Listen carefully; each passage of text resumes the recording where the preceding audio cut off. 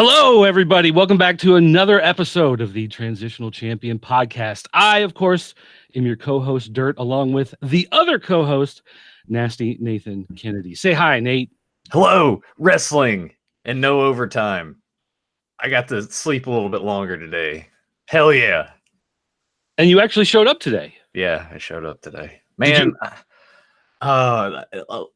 so we're at work and, you're sitting expecting like an 8-hour shift, and then we're encroaching. We're about an hour away from going home. They're like, no, we're working 10 hours tonight. And I was like, okay. They can't tell you that when you arrive? Is that like that's kind of like they can just punch you in the face with it whenever they want to. And I was like, oh, okay. So I'm thinking about it. I'm like, all right, I'm gonna get home. By the time I get home and shower and eat a little something and start to settle down, it's gonna be well past 4 a.m. At that point, I'm like messaging you. I'm like, yeah, I don't. Can we just do this Thursday? And they're like, yeah, sure. I'll talk about NXT, which I watched a little bit of that, and valid points. I think I am attracted to it just because it has a different production style and the way everything's laid out. To me, it doesn't look like your traditional WWE, which is kind of what I want more out of wrestling these days. But no, I enjoyed it. That was good. Well, and it does feel a lot like a Major League Wrestling or an ROH or one of those shows. So it's definitely trying, I think, to compete more with those shows than with itself. Yeah. As far as that stuff goes. But so everybody out there listening, now you know that when you're in the job of artificially inseminating horses, they can just hit you with overtime, and there's Yep, that's what I do for a living. It's a dirty job, but somebody's got to do it. Apparently, I think that was an episode of Dirty Jobs, as a matter of fact. I've only watched like 2 or 3 episodes of that show. It's a great show. It's a really great show. Yeah, they look cool. All right. So anyway, this week we will be looking at Raw and SmackDown. These are the go-home shows for the Elimination Chamber, which means next week we will have Elimination Chamber, Raw, and SmackDown to talk about. And honestly, I don't know if I'll make it all the way through next week because this week damn near killed me. I'm going to say this up front. I am giving the edge to SmackDown over Raw.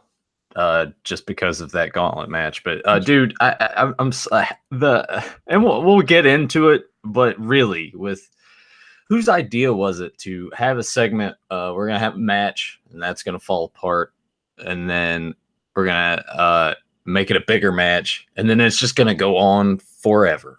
Right.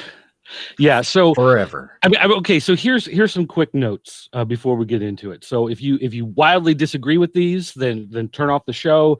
If you want to hear more, you're intrigued, then stay tuned. But Baron Corbin needs to go. He needs to not be a part of Raw anymore, or at least find some other storyline or something for him, because that is just terrible. Yeah. Ronda Rousey is not the draw that she needs to be anymore. She was the spectacle when she came in, kind of like Brock Lesnar, but it's just not working out the way it has with him. And even he is, wearing out his welcome towards the end here. And Mustafa Ali, even though he's one of the bright spots I'm looking forward to in the Elimination Chamber stuff, he is he suffered a concussion for real. And WWE, I don't think they've said anything about it yet. So I'm kind of worried that his role in Elimination Chamber is going to be, he's going to be released and be eliminated, and he's out, and that's all he's going to do. Yeah, I don't even think he's in that match now. Isn't the replacement Kofi Kingston now? Oh, is that what that was? Yeah. Is that why Kofi Kingston was fighting in that thing? Yeah. Because that 4-hour thing at the end kind of threw me off. The gauntlet match?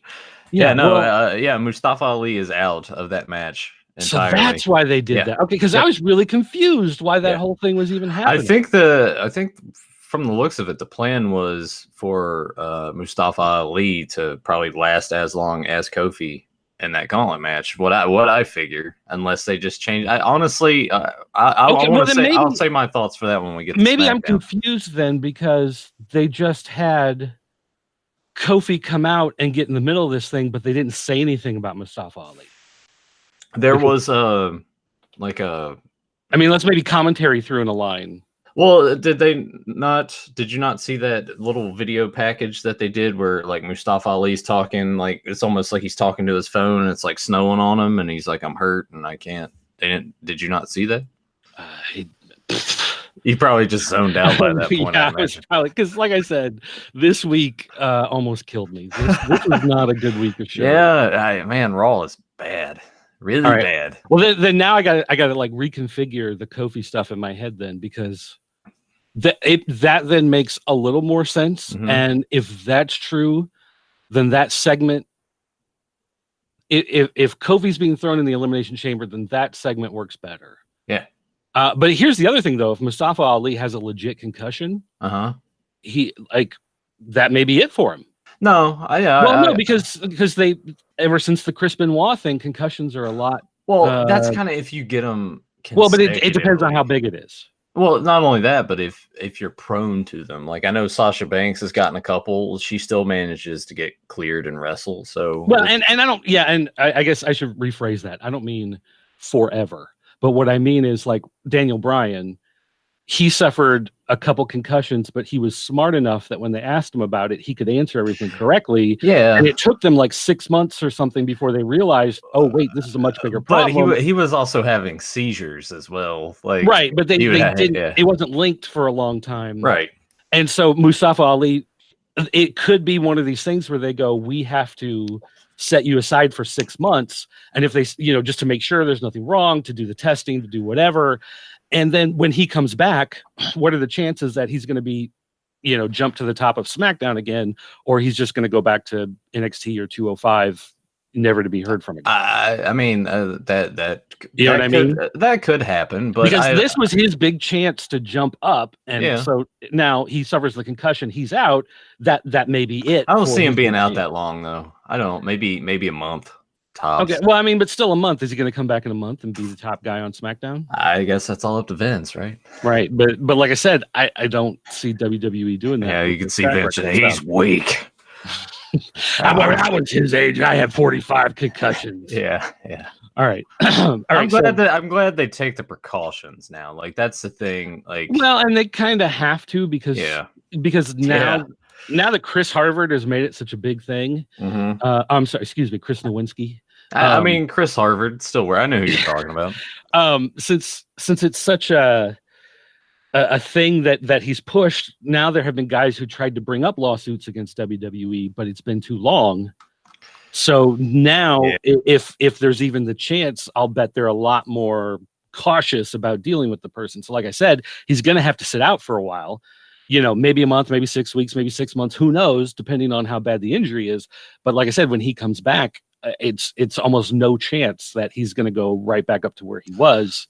He's probably going to get buried, or at least worst is get the mid-card death on SmackDown. So anyway, get the Finn Balor treatment. Yeah, well, some people deserve it. No, I won't say that. I won't say that. I was going to say, you're going to say Finn Balor deserves... I will say this. I'm glad he got rid of that dumb body paint. Oh, where it was like really? The big demon mouth coming out of his neck. I see. I think it's a good look. They just haven't done enough to make it mean anything on the main roster. That's part of the problem. Like some of these guys, when they go from NXT to the main roster, it works better. Well, in Finn Balor's case, I don't. But it's like Vince doesn't understand it or something. Kane was the big red demon, but he was the big red demon who would walk out and command fire and could shot fireballs once, I think it was, and would burn people alive and like all this kind of stuff. And he was riffing off the Undertaker's thing and taking it to a fire, because of the whole storyline and whatever. But they actually gave it some more credence. They actually built a mythos around it. Whereas Finn Balor, it's like, hey, here's a guy who's Irish and he paints teeth on his chest and he's a demon, and you're just like, well, if they found the right way to do it, I think it would work. But no. If you either got to commit to it like a really bad comic book villain like Kane, or you kind of use it as a nickname, but you don't put that much of the Boogeyman is an example, terrible wrestler, right? Yeah. But they played that character like straight down the line. Like legitimately people would be in the back and they would, have these like smoke would appear and the music and the Boogeyman, and then they would like wake up. I totally see what you're saying. So it's like you either got to commit to how horrible the gimmick is and see it all the way through, or just don't even go there. Isn't it fantastic that the Undertaker managed to last this long? Really? Like, that's amazing to me. Well, and I think part of it was he understood that it could be insanely goofy if he played it wrong, so he was very particular about playing it the right way.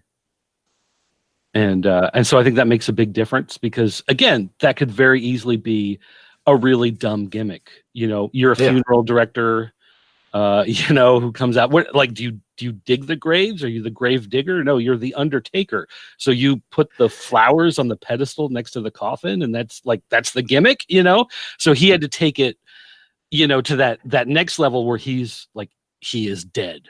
And then he came back to life and now he wrestles, which doesn't make any sense either, but it makes sense within the world of wrestling. Digging holes, taking souls. Oh no, I just realized some of the lights on these are new glasses, and there's a strip of green that's already not working. I'm gonna have to return these. Your gimmick's busted. Man. All right.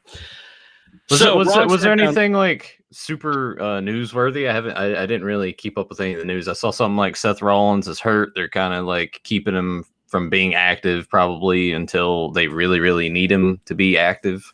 Yeah. I know AEW's Double or Nothing sold out in 4 minutes, which is very impressive. Well, we did get Pedro Morales. Yeah. He did pass away, so that was some sad news there. He was a legend. Although WWE made a tribute video and put it on YouTube, but then on SmackDown they just put a graphic on the screen and went away. Yeah. And he was, unfortunately, he was in that era. Pre-Hulk Hogan? Well, yeah, not just pre-Hulk Hogan, but pre-Madison Square Garden's circuit camera, closed circuit camera network. He was extensive tape library. He's one of those guys that, you can find a handful of matches here and there, but he wasn't someone that they have as much of a tape library of, and they couldn't really work him the same way they worked some of the other legends, because he was just in that awkward period where it just wasn't recorded as much. They didn't have the footage, and he just didn't have that legendary status built around him like guys who came before, because the guys who came before were legends by the time the TV started to become more of a thing. And so then the guys in the TV more of a thing could be a part of it, but he was in that middle period where he wasn't long enough ago a champion to be a legend at that point, but he also wasn't recent enough to be a champion to still be a main event threat on a lot of those shows. Yeah. So he just kind of hit that unfortunate period where he just wasn't that big of a deal to the modern fan. Yeah, and he was a little bit before my time as well, because I really didn't start watching wrestling until the age of 4. So that would be like 1988. Yeah, and I only know him from watching some old tapes. Back when I first started getting into wrestling, there were a bunch of us that would just trade tapes. That's a awesome. lot of them. Some of them, like this was, I think, like pre-eBay, really. Even, I mean, eBay was kind of a thing, but it wasn't the thing it is now. Yeah. So it was more along the lines of there were guys that would actually type out like the matches they had on video cassettes. And you would get like a packet of sheets, and you'd kind of flip through and you'd be like, oh, I want 5-star matches, volume 5. And they would, send you this tape. And some of them were even like Japanese tapes, because, the Japanese wrestling scene was huge, and they were even big on the old black and white. Well, I mean, even then too, that's what wrestlers were doing themselves to kind of like get their work spread around, as they were like trading tapes of their own stuff to people. It's like, hey, get this, and this person would see this. Oh, hey, you got to see this, and that's how, honestly, that's how Paul Heyman got a lot of guys in ECW back in the day. Yeah, that was a very big thing, especially in the indie scene, where guys we always recorded our shows back in the New Midwest Wrestling days. We actually had a multiple camera setup, so we would have like a stationary camera that was up top, kind of looking down at the ring, and then we had one that was right by the entryway, and then we actually had a guy with a handheld that was wired to the back, and so he was at ringside watching the guys come out and watching the stuff in the ring, and we actually had a switch box in the back, and we were switching between the different cameras during the show. So we actually had a pretty decent production going on. And so a lot of guys, they would come and they'd wrestle a show. And, like Jerry Lynn one time came and wrestled the show, and he was very interested in getting the tape. Like the tape was a big part of his payment. How long ago was this? Like, can you timestamp it? I mean, he was, I think he was already like NWA, maybe even TNA at this point, but I mean, this would have been like 15 years ago, maybe. All right, so we're talking like early to mid 2000s. Yeah, roughly. Yeah. Okay, I hear Jerry Lynn's a super nice guy. Is that true? Oh, he is. Actually, the funniest thing is, so here's just the quick Jerry Lynn story. The place where we were doing a show at the time, there was no shower, and so my house is literally, I don't know, 4 blocks from the venue. Yeah. So some guys would come back here and shower. And so, he wanted to take a shower because he had to, get on a plane and go somewhere else. And so, yeah, no problem. So I drove him back, and someone said, put in death metal, because, he's a big death metal head, and I don't have any death metal. So I'm like asking around, someone gives me a tape. So I put in the tape, and we're driving, and he's like, digging the death metal, and you could tell, and he was really nice and talkative and whatever, and going on. And we get to the house, and he walks through the door, and our cat just like runs up to him and just looks at him, and he turned into like the biggest puffball. Oh, kitty, oh, kitty, and like picking up the cat and like rubbing its back, and you good old kitty, oh, you're a good little kitty. I'm like, this is Jerry Lynn, and he's like, this is the guy that wrestled Steve Carino and wrote "die" on his stomach with Carino's blood, and here he is just petting this cat. Yeah, and he loves cats. Like, cats are like his big thing. So yeah, he just sat there and did baby kissy face with the cat for 5 minutes, and then took a shower. It was just like the most bizarre thing ever. Yeah, that's weird. So anyway, all right. I was looking at some of the other stuff. I don't really see a whole lot of other. Yeah, there wasn't too much going on this past week in the news. Yeah, AEW though, they did sell out real quick. If you logged in a few minutes late, it was impossible to even get tickets. I know they're already like scalping them, and people are pissed about that. And I hate scalpers. Let's see here. Major League Wrestling. Oh, Major League Wrestling is moving. They have been Friday nights at 8. 7 Central on beIN Sports. Now they're going to move to Saturday at 9, 8 Central, starting this weekend. Yeah, starting 16th. Yeah. So if you're going to watch, if you're going to give it a shot, whatever, you got beIN Sports, so you can sign up through Sling TV. You can buy their international sports package for like $5 a month, whatever. If you want to check out beIN Sports, it's going to be Saturday nights. They've moved it. I'm not sure why.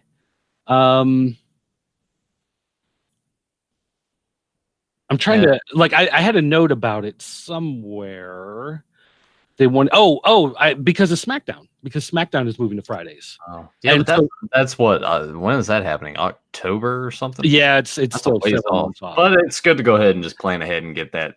Well, the idea was they wanted to establish themselves in that time slot, so not have it change like a month beforehand. They wanted to have it change now. So then by the time it comes, you're just kind of in that mode, like, oh, okay, well now SmackDown's Friday, and then Major League is on Saturday. So the thing is though, here, so we have 2 Sinclair networks here in town. One is the ABC and one's the Fox, and they're both Sinclair stations, so they get ROH. So we get ROH like 11 o'clock Saturday night, 2 o'clock in the morning, and then again like noon on Sunday. Okay. Yeah, because it gets played again. It's played twice on the ABC and once on that's my kind of time frame right there.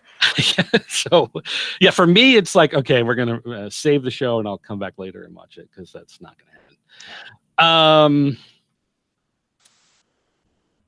I don't know. I'm just trying to think if there wasn't much really. All right, nothing super noteworthy. So on to Raw, since we wasted almost a half hour now. Oh God, it opened with another Yep. terrible promo. Yeah. It opened with Triple H and Stephanie already in the ring.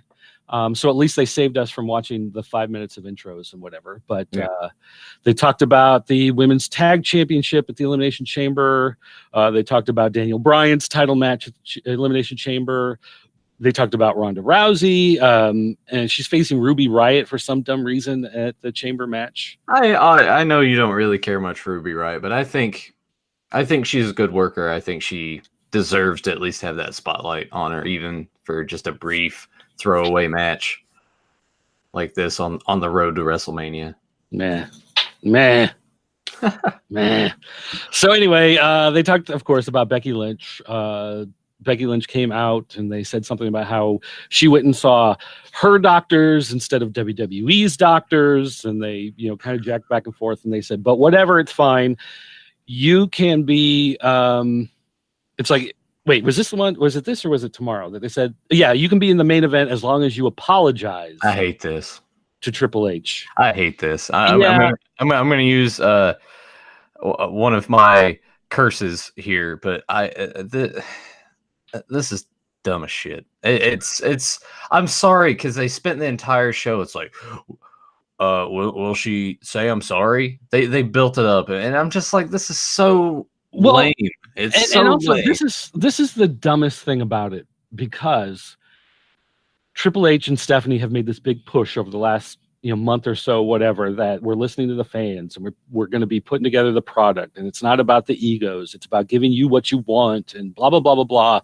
And now we're going to put what may be the greatest match in WrestleMania history, when the women main event at WrestleMania, in jeopardy because you won't say that you're sorry. Yeah, I mean, that's just like the dumbest thing ever. It's lame. It's like, I can understand, like, the medical thing makes sense. Like, you have to go see a doctor. You have to be medically cleared. We will put the match in jeopardy because we're good people trying to put together a good show, and we don't want talent getting killed at the show because they didn't see a doctor. That makes sense. But the moment they're like, well, you have to say you're sorry, like, who cares? Like, how does that help business? You know it just, I mean? And it honestly just like deflates her character. Like, I don't know. It kills the entire angle, because then none of it makes sense anymore. Like, just picture like Attitude Era, and Vince at the beginning is like, well, Stone Cold, you gotta say you're sorry, and then they spend the entire episode, will Stone Cold say that he's sorry? It's like, no, come on, it doesn't work. He would say, I'm sorry. And then give him a stunner. Well, no, he would say, I'm sorry that I just kicked your ass, and then he would kick his ass. Yeah. And that's the type of thing. Why not do that with her? Just like take template of McMahon versus Austin and just apply it over top of this. Why because they got? That's why. That answers your question. It's just so, like, who thought that was a good idea? And I know you're saying that the injury thing like makes sense, but even that just seems really just hokey in a way. But that still plays into the idea that they are faces, because they've been playing themselves as faces. Shane is still a face, right? Until he's teaming with the Miz. Doesn't that automatically make him a heel to you? Well, to me, but they're playing him as face, which we'll talk about on SmackDown. They've been playing them as faces until now. Suddenly, all the McMahons except Shane are heel after tonight. Yeah, it just doesn't make any. I guess it only makes sense in the sense that turning them face didn't make sense. So in that sense, it makes sense, but in the real sense, it doesn't make any sense. They just need to put a little bit of an edge to it. I'm not talking like Attitude Era kind of stuff, but just don't make it so lame and hokey. You got to say you're sorry. And again, if you're going to do the I'm sorry thing, then do the immediate reply. Yes. Don't drag it out. Because the whole night you're hearing it. Yeah, because you're going to sit there and go, well, of course she is, because she wants to be in the match, but then she'll attack him afterwards or something. Like, you just know it's not going to end with just saying, I'm sorry. And then they recap it every time they come back from commercial break. Michael Cole's got to be like, well, in case you missed it, Becky Lynch has got to say, I'm sorry. Right, and then they did it again at the beginning of Smackdown on Tuesday. So, all right. So anyway, we got next we had Nia Jax and Tamina against Bayley and Sasha and the Riot Squad to see who has to enter the Elimination Chamber match first. So it's basically 3 corners tag match. You can tag anyone from any team in, but if whatever person gets pinned, their team has to start the Elimination Chamber match against the losers of a similar match on SmackDown. And I mean, it was what it was. It was nothing special. I think the biggest thing was, though, that for me, the Riot Squad really looked weak.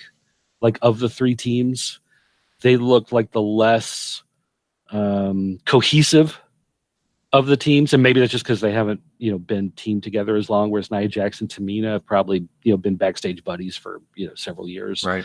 Also, Tamina looks like she's 55 years old now. Tamina is scary. Like, I don't know what happened. She didn't look like that 5 years ago. So I don't know. Yeah, it's probably just their way. It's they make her hair like poof out more, and I think it's just something with the makeup. But yeah, I totally agree. But she's scary looking. Like nope. So I wouldn't mess with her. Well, and anyway, what it came down to was Nia Jax and Bayley at the end. So the Riot Squad was even pushed to the side towards the end of the match. And Nia Jax got the pin on Bayley, so Bayley and Sasha Banks have to start the Elimination Chamber match. I guess it makes sense because out of everyone involved, those 2 seem to be like the most capable of starting that and trying to get the crowd behind it. Yeah, well, and also, I think they're most likely considered the favorites to win. And I mean that like in an odds sense, not necessarily from crowd standpoint, but you look at the teams and it's most likely the cousin of Snoop Dogg and her friend, they can win the titles and then they can do a bunch of podcasts and stuff and it becomes a thing, right? Yeah. So I just see that as being a thing. All right. Let's see. Backstage, we got Elias, Becky Lynch walking past Elias because you have to. Yeah. So Elias is about to perform, but then Becky's on the screen talking to Finn Balor. They do a little backstage, blah, blah, blah, blah, blah thing. And he tells her that she needs to apologize. Then they went, let's see was it back to Elias? He's about to perform again. And then Seth Rollins came on the screen and he did his video package. And then they went back to Elias and he's about to perform. And then the Lucha House Party came out. Elias, that's his thing. He gets interrupted just like I'm about to with the dogs here in roughly like 30 seconds. Well, so you can hear the car pulled up? No, well, she texts me and she's like, I'm in here. And I'm like, all right. Did you hear the horseshoes clanging outside as she's walking up the door? Yeah.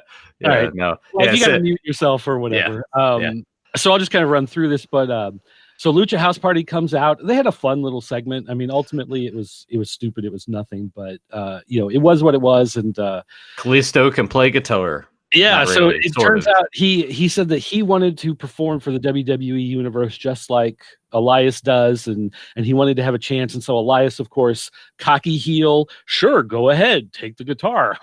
This guy can't do anything.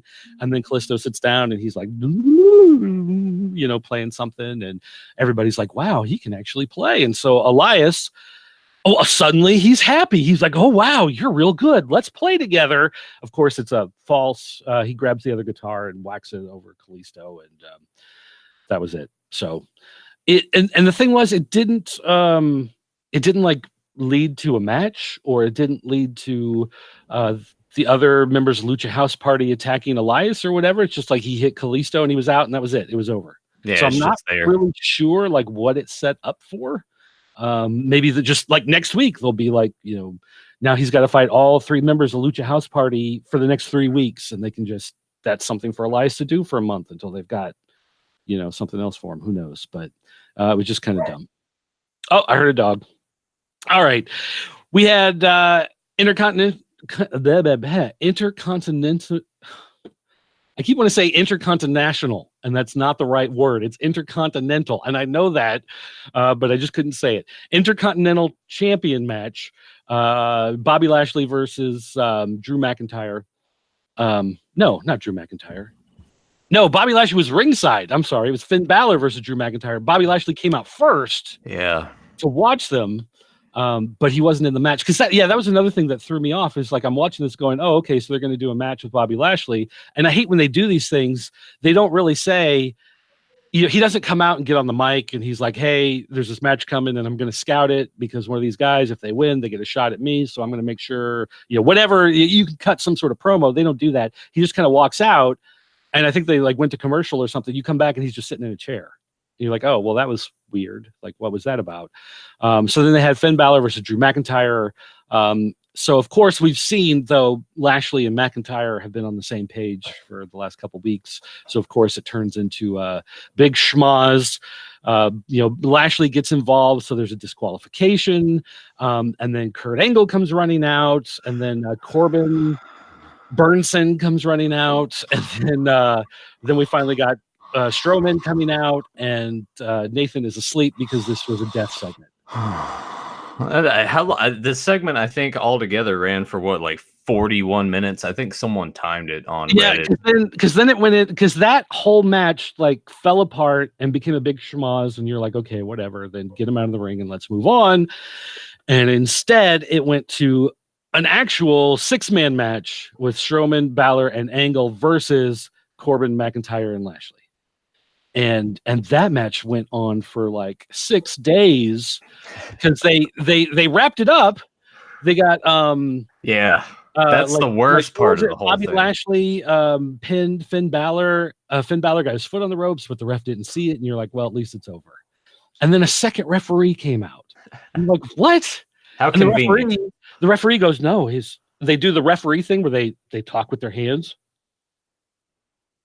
Why don't they just show the replay of it on the Titantron? Wouldn't that just like make it easier? Get away with anything in wrestling, though, because then anytime something happens, you've got the video review.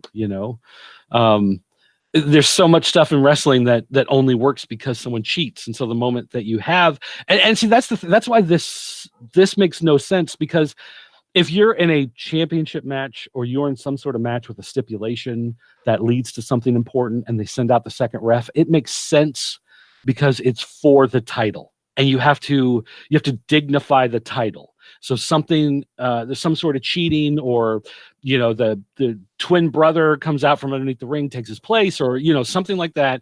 You have the second referee come down to clear up the confusion because you're protecting the title. You're protecting whatever the stipulation is that they're fighting for. This was not for a stipulation.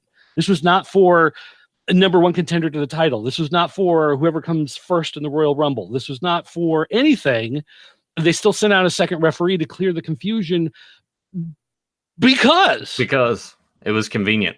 Because they needed to kill another 20 minutes. Or whatever terrible. It was. So that probably that was probably what, at least an hour, if not over, of TV time, right? Yeah, but I mean, with all the commercials and everything, because I mean, we got Lashley came out, and then I think they went to a commercial, and then they came back, and they had Finn Balor and McIntyre come out, and then they had their match, and they went to commercial, and then they continued the match, and then they had the DQ, and then they had the schmoz, and then they went to the commercial, and then they came back, and then they had the match, and then they went to commercial, and then they came back to continue the match. God. And then it was a false finish, and I think they went to commercial again. Why did Vince think that was a good idea? To me, it would seem like Vince would just hate something like that. I don't know if he thought it was necessarily a good idea, or if it was more along the lines of, we have nothing else and we need to fill another 40 minutes. Like maybe there was something else they were planning to do and somebody got hurt, or they realized at the last moment they wanted to change the storyline for somebody. So whatever match they were going to do suddenly wasn't going to work. And so as a last minute audible, they were like, okay, that big match you do at the end of Raw, after the cameras turn off, or you've been doing it at the house shows, we're just going to throw that in here to fill the time. And my guess would be that that's along the lines of what it was. So it went on forever and ever and ever and ever and ever and ever and ever. And basically, Strowman grabbed Lashley, hit him with the power slam. Finn Balor hit him with the coup de grace, or the coup de grace. The announcers can't figure out what they want to call it sometimes. I can tell you, it's not coup de grace. I can tell you that. Coup de grace.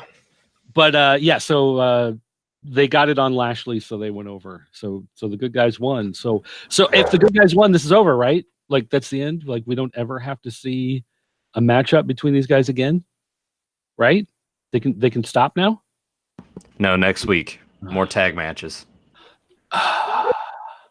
So, like I said, this is the part where I started to die on the inside. Like this was the part where I start like scrolling through my phone. You know, like I was talking last week, how I try to have my laptop open and I'm taking notes and I'm trying not to be distracted by other stuff. And this is the point where it's like the laptop's sitting there and I've got my phone and I'm like checking, memes on Reddit and like, yeah, okay, that match is still going. I knew it was it. And so it was it was so bad that it did start to kill me on SmackDown. Because getting into the show on SmackDown, it was just so hard. Like this is where it feels long. Like this is where, like when I was getting ready to watch SmackDown, and I went to turn it on, and even though it was like 24 hours later that I went to watch it, I'm still sitting there going, "Oh my gosh, how much time am I going to give away to this show?" Like this is my life. Like I've got other things I can do here. Here's what I did this week. Honestly, there is a channel on YouTube that they post the videos of Raw and SmackDown, but and it goes through the show, but it clips it to where like it skips ahead of itself, but you still see everything that happens. And so I watched the Raw one, that's about 24 minutes, and I watched the SmackDown one, I think that was about 13 or 15. I'm like, all right, I saw everything that happened as it did, but I think it just clipped out a lot of just the boring parts in the segments, like the schmoz that lasted an hour on Raw. I saw all of that, but I saw it in about a span of 10 minutes instead of 60 days. Yeah, there was a time when I didn't have cable for sure. Or no, I had cable, but I didn't.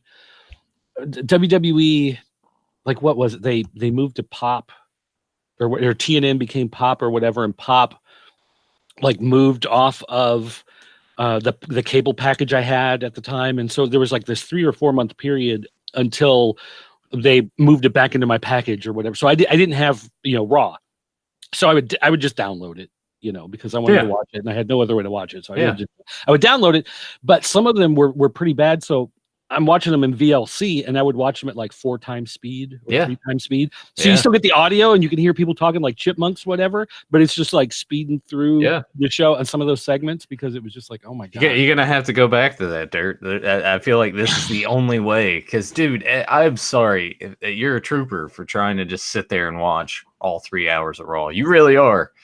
In its entirety, no less. Although I will say that they immediately afterwards, they did a video segment with Kevin Owens that was awesome. And it was awesome because it was nothing special.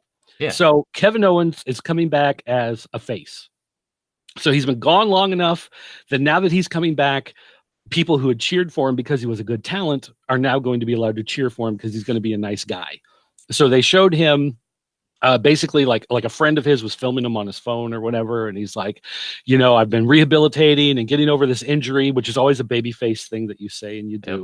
And he's like, I'm with my wife and kids, and we've been spending some time together, but I'm getting ready to come back, and I'm getting ready to come back and perform for you guys and whatever. Huge babyface promo, and they're in a bowling alley and they're having family time. And it's just him and the wife and the kids, and they're just laughing and having fun. And he grabs the ball and he goes to bowl, and it goes straight in the gutter. And he just turns around. He's like, wait, that one doesn't count. That one doesn't count. Everybody starts laughing, and they're just having this good time. And it was just like in the span of like this 2 minutes or whatever it was, anybody who remembered Kevin Owens and saw Kevin Owens before, suddenly it was just like giant babyface Kevin Owens. He's coming back, and he's a nice guy, family man, kid's wife, can joke around with bowling a gutter ball. Ha ha ha! Great guy. Yeah. I'm so happy that he's. I can see Vince now. I can see Vince. He's a goofball. We're gonna bring back. He's a Funkasaurus. And he's gonna make him start dancing and everything. Okay, well, I'm calling it now. They're gonna make him goofy. Although Funkasaurus makes more money now. running his own website and making all those appearances on Greg Gutfield's show. So whatever, it might not be a bad thing in the long run. Oh yeah, I forgot he does like hop on those shows. Who knew that the Flunkosaurus was actually like brilliant? You know what I mean? It's like you look at that guy and he's actually really smart. There's a few sociologists. Like who knew? Wow. It's like a lot of people looked at Kane. They're like, oh wow, he actually speaks with like intelligence. Seems like he knows what he's doing. Yeah. All right. What do we have now? We had Becky Lynch and Charlie Caruso in the back, and more like, are you gonna say you're sorry? I don't know. And why are you going to take this match away from the fans with Ronda Rousey? And she just gets mad and walks away. All right. Let's see. We had Ruby Riott and Nikki Cross. And this was the match that is supposed to set you up for Riott being in the match at Elimination Chamber. So this was the one to, show her skills and whatever. So they put her up against Abyss, and it was fine. But in the middle of this match, though, they cut to the back, and it's Ronda Rousey and Becky Lynch, and they get in each other's faces. And at first, they do the thing like on SmackDown when they go to commercial, where they have like what's going on in the ring up there, and they do the commercial in the big box. So they kind of did that first, where they put the match up there, and then had the two facing off, and then they just flipped and made it full screen. Yeah. And the match didn't matter anymore. That's to me, that I feel like that's just super disrespectful to whoever's trying to perform in the ring, because it's the video's also playing for the crowd. So so no one's watching the match. And that doesn't make sense. So why are they going to be like wrestling and then like hear that and just like continue wrestling and not even bother to like at least acknowledge it? Well, what themselves. It always reminds me of the two guys who were wrestling the match on Nitro when Razor Ramon walked out of the crowd. Oh, yeah. And it's like Razor Ramon jumps over the guardrail, grabs a microphone, steps in the ring, and the two guys just like stop and then go through the ropes and then and leave. Yeah. It's like you were having a match. Like you were competing.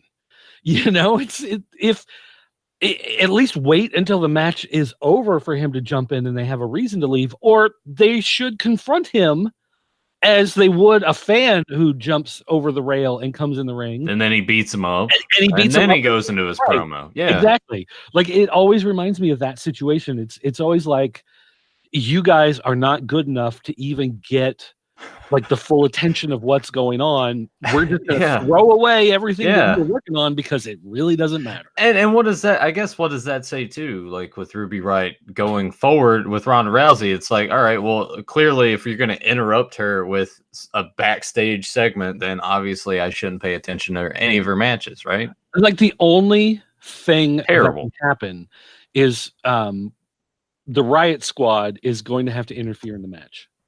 I mean, obviously, that's the only wild card that she has that could even lead to something.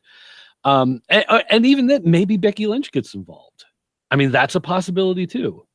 So I mean, but outside interference is the only way that Ruby Riott would even have any sort of odds on getting the title. And you can see right here that she's just a nobody, and it doesn't matter. Or maybe they're going to fool us, and maybe Ruby Riott will win the title at Elimination Chamber. Ooh, no, I don't. And then we have a 4-way at WrestleMania. And then like Charlotte or Becky. Charlotte, Ruby Riott can have a match, and then Becky and Ronda can still have a match non-title. I don't know. Yeah, no. We'll get into some theories or something after we get through the recap. We'll go over the Elimination Chamber card real quick. Maybe. If we can make it that far. Right. Yeah. Seth Rollins. Oh, they go to commercial. Seth Rollins comes back. The fans are chanting, "Burn it down, burn it down." He talked about his successes. He talked about winning the Royal Rumble. He's talking about WrestleMania. He talked about how he received 6 F5s from Brock Lesnar. And he said 6 F5s is really painful.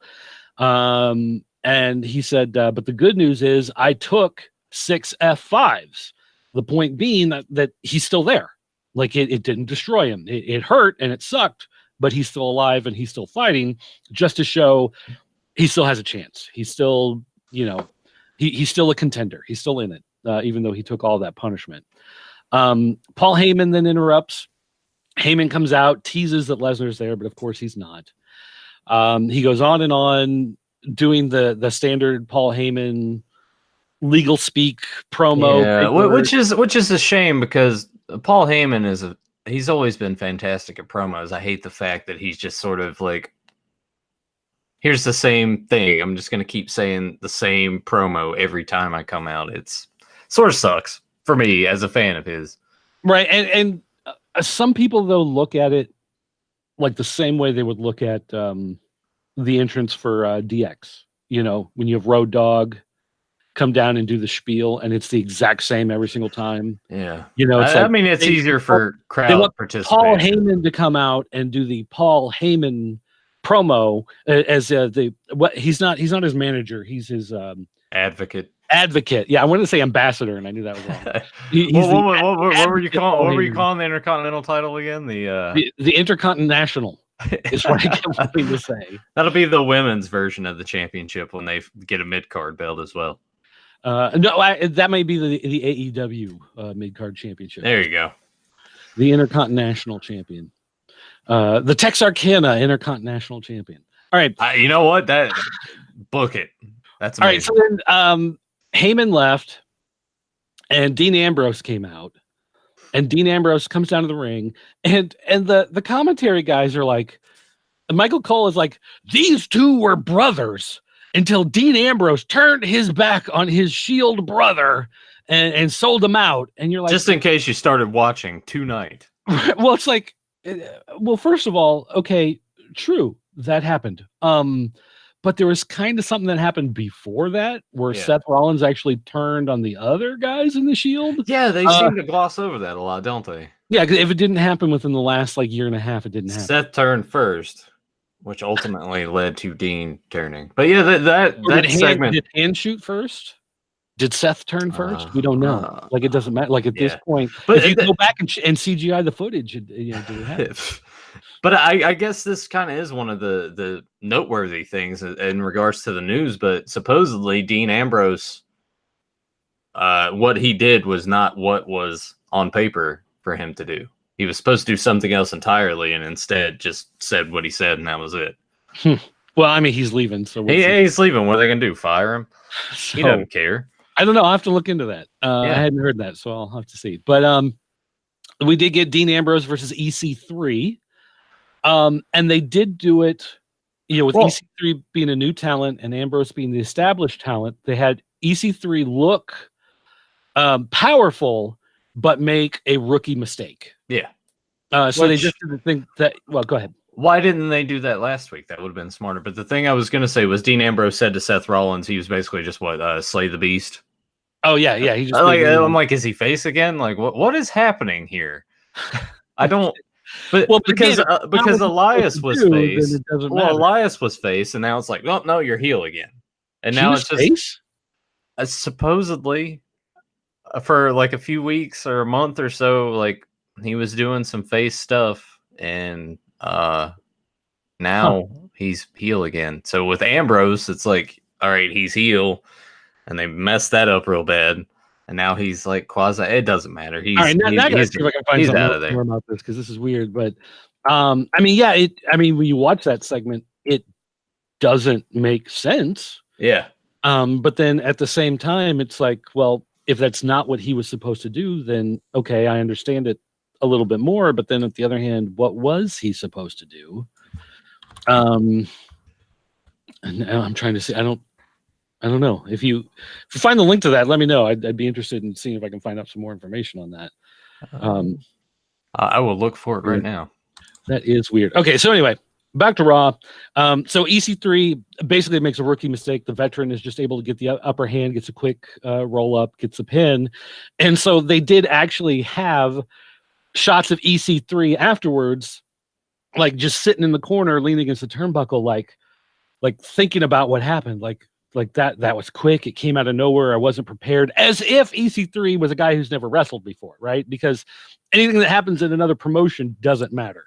You know, they'll talk about NXT a little bit, but they don't always bring up who the characters were. I always hate that. It's like anytime there's been an established guy, like the Indies, Japan, whatever, 10 years, and they finally transition over. They're like, yeah, this rookie, but he's got a lot of experience. I always hated that. Well, it's like Sting. It's like when Sting made his big return, and they were like, Sting, who was one of the head guys of WCW, has finally returned. It's like, finally returned? Yeah. I don't think that's a finally returned. I think he's been returned for about a decade in another company. Yeah. You know, but of course they just don't. Whatever. Yeah. I messaged that to you, but I'll just go ahead and read on the latest Wrestling Observer. Meltzer said that there was more planned for Ambrose Rollins exchange, that Ambrose was apparently supposed to incorporate more about the Shield and Roman Reigns, and Ambrose basically just like shortened that to the brief Slay the Beast, because at this point I bet Ambrose was just like, I don't want to bring up Roman because that's just gonna, like, he's off with the leukemia thing, and I don't know. It's and he made the right call with that ago, didn't they? They bring it up last week or 2 weeks ago or something. They said something about Roman Reigns, and it was just kind of like weird. Yeah. Got to keep them in the thoughts of everybody, because I hate that too. They act like their fan base has an attention span of like a mosquito. Well, I mean, to be fair, by the time you get to the third or fourth or fifth hour of WWE programming, I guess. Yeah. Like this whole segments I don't remember very well, so there is that to keep in mind. That's from boredom. That's not like, well, Who knows? Yeah, a lot of things. Well, yesterday when I was doing the thing when I was talking about Takeover, I couldn't remember Seth Rollins' name. I kept calling him Tyler Black because I couldn't remember Seth Rollins, and Tyler Black is the name that he used, in ROH. 8 years ago, 5 years ago, whatever it was. He hasn't used that name, since he appeared in like OVW or whatever, or a Florida Championship or wherever it was that he started his WWE training. And yet I was sitting there going, like, what is that dude's name? It's rotting your brain, man. I know it's what are you going to be like by the time we get to WrestleMania? Oh, who knows? I don't know. I'm going to be waiting for Andre and Hogan in the main event. Who knows? It'll be one of those things. Like Warrior coming out with the championship at this one. I don't remember. Yeah. Man. All right. We're still not done with Raw yet. No, we're still not. So we had Alexa Bliss and Becky Lynch backstage, and Alexa Bliss said, don't apologize, because then you don't get to be in the match, and then there's a chance that I get to take your place, because if you do apologize, then you're just a sellout, and so don't be a sellout and let me replace you. And, like, what's the point of this? God, they really... it's just they got to fill... another couple minutes, so they throw it. Give Becky Lynch the stunner as a finisher. She's got a submission. Just give her the stunner, and just to have her stun people, have her stun Triple H, and that would be fun, right? I think that would be entertaining. If it's just like, you got to apologize, stunner, boom, the crowd would love it. I don't know. She's Irish, and you think Irish alcohol, beer, bring the beer truck back, spray them down with beer, just rehash all this stuff. They'll love it. That's what wrestling's all about, right? You take ideas after a period of time, redo them. Yeah, but I mean, because she's doing the man thing. Mm-hmm. It's like I want her to take something from Ric Flair, but of course Charlotte already does the figure 4, which she does the figure 8. Nature Boy gimmick. Like there's a pole match. Some other, well, no, I'm not saying that, but a lot of guys, they have like a signature move and a finisher, right? Yeah. And so like I'm trying to think, like, does Ric Flair have any other, the figure 4 is his finisher, but does he have a signature other than just chopping a guy and shouting woo? The Flair flop. Yeah, it's not really a finisher though. Yeah, it is. I mean, it's entertaining every time. Don't get me wrong. Right. I always love the Flair flop. Yeah. Well, although the one time, what was it? like he did the flop, he popped back up, he went to the other turnbuckle, flopped to the outside, walked along the apron, flopped back in, and then fell in the middle of the ring and got pinned. And I remember watching that one time and being like, that is the dumbest, most awesome thing I've ever seen in my life. Yeah. All right. We had a tag match. We had Revival against Rude and Gable for the tag team champions. And this was actually a good match. Like this one. You give the Revival 15, 20 minutes, they will make it good. They are that good of a team. They did commercial break right in the middle of it, though. So of course. It's Raw. They have to do that. But it was a great match. Like, I love Rude and Gable. So, like, I also like the Revival. So it's one of those where you're watching and you're like, yay, they won. They lost. Like, oh, yay. Oh, like I was kind of torn by it, you know? It's like the two great teams and they had a great match. And it's almost like that should have been a pay-per-view thing, and maybe they'll do a pay-per-view rematch or something. But I'm sure they will. Kickoff show. Yeah, great. At 4:30 in the afternoon. Yeah. All right. Let's see here. But it was a great match. They cut to the back and they had Charlie back there interviewing them. And they did refer to her as Charles, which I thought was interesting.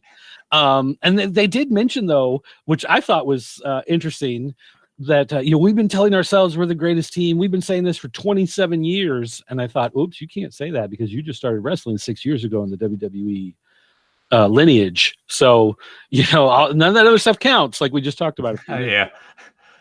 I'm happy for him. But it's also funny. It's like, all right, request your release a month ago. Now you're champions. Maybe that's the way to go. And right? we talked about that. We said that very well could be, the thing to them to make them stay. But what's it setting up for? Because their contracts haven't expired yet. They're champions, but they also have that background thing with Kurt Hawkins and Zack Ryder. Maybe Kurt Hawkins, Zack Ryder take the titles off of them, and Kurt Hawkins gets that win, and the Revival are still out. Like, that goes. Possible. I mean, that could be what they do with them out the door. But give the Revival time. That's the thing. Like, with some of these guys, if you put them out there in a throwaway 3-4 minute match, they're not going to be able to impress anybody.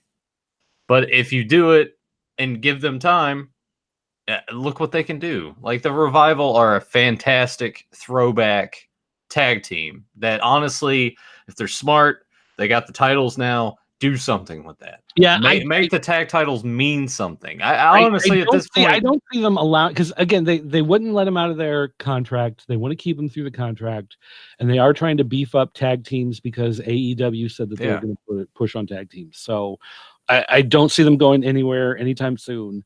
They're probably given the titles. They'll have a couple opportunities to show that they can do great matches, and as long as they have great matches, then I think they'll be fine. Yeah. I honestly, at this point, though, think that they need to, with the women's tag division only having that one set of tag titles, they need to do the same thing for the men. That way there's more opportunities for fresh matchups. Like, yes, they have a lot of tag teams, but with the way that they're writing TV, it doesn't seem like there are that many teams still. So they need to. That's why they forced together some teams like Nakamura and Rusev. Mm-hmm. So they can have another team. Just make one tag belt and just have them cross shows. I feel that would be the smartest thing to do.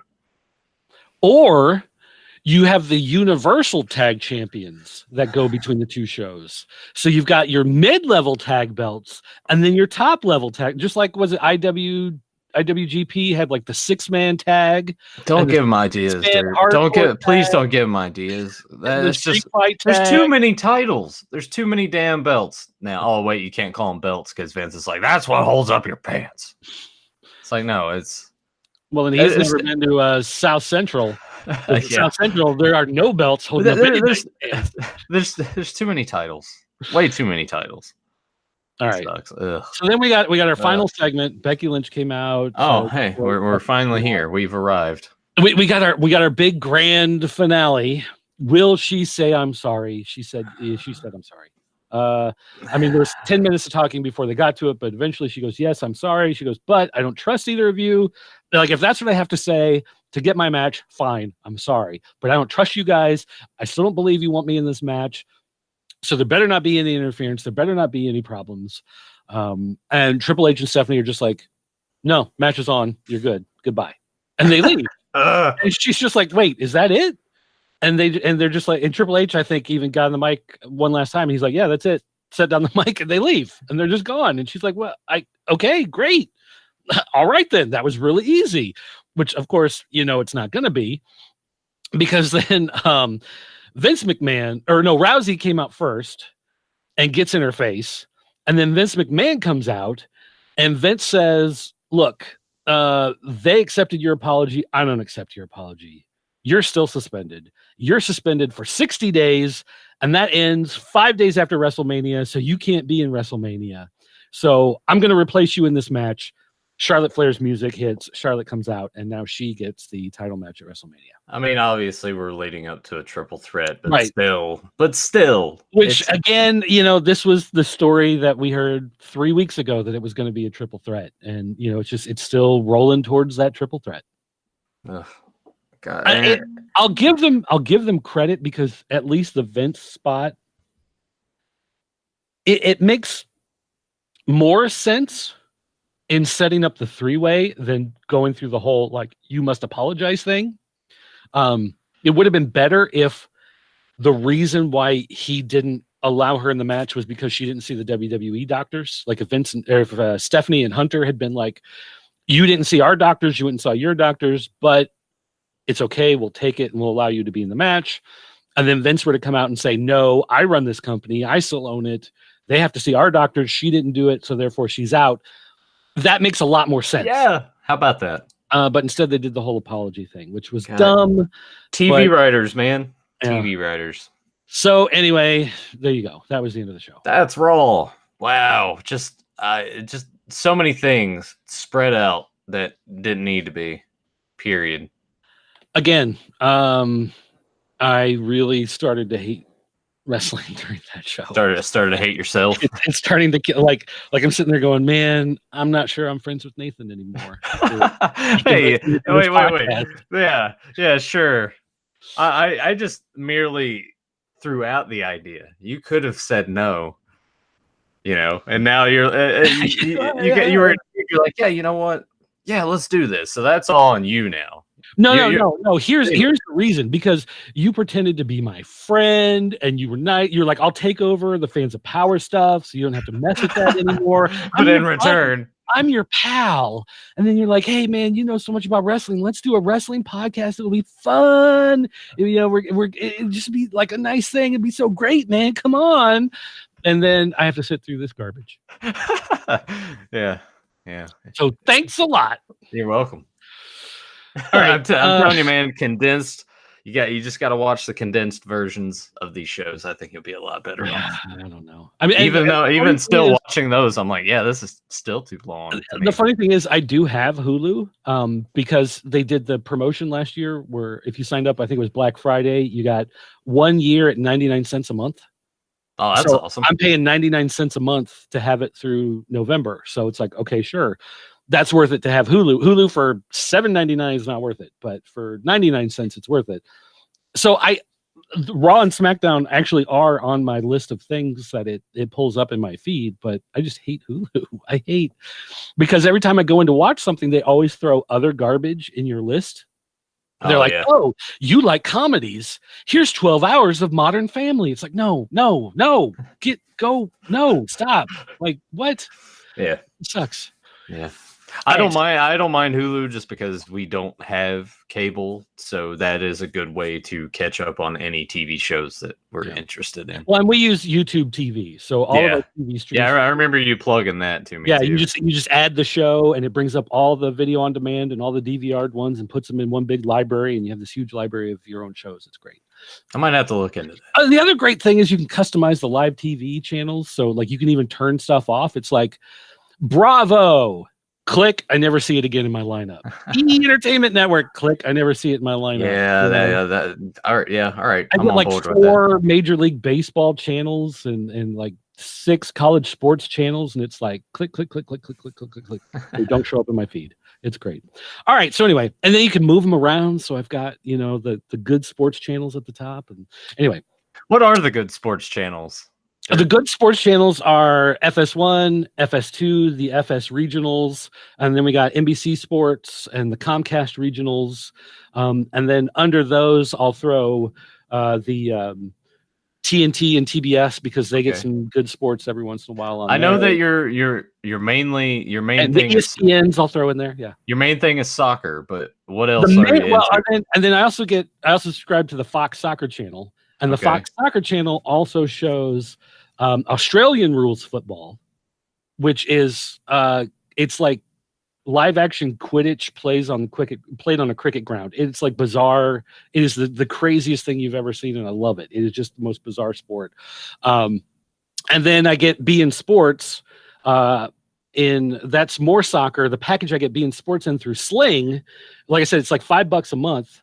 But I also get cricket, so I get 2 cricket channels with the beIN Sports international sports package. Cricket, man. We were talking about that before we started. I'm like, that's just kind of odd.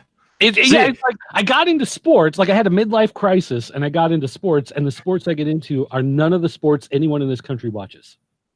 It's like I watch the Australian rules football that nobody outside of Australia watches, cricket, which everybody in the like United Kingdom network, Canada, Australia, New Zealand, India, Pakistan, like it's played in all those places, but nowhere else in the world does anybody seem to care about it. And then I watch soccer, which is like the one sport nobody in America, will like.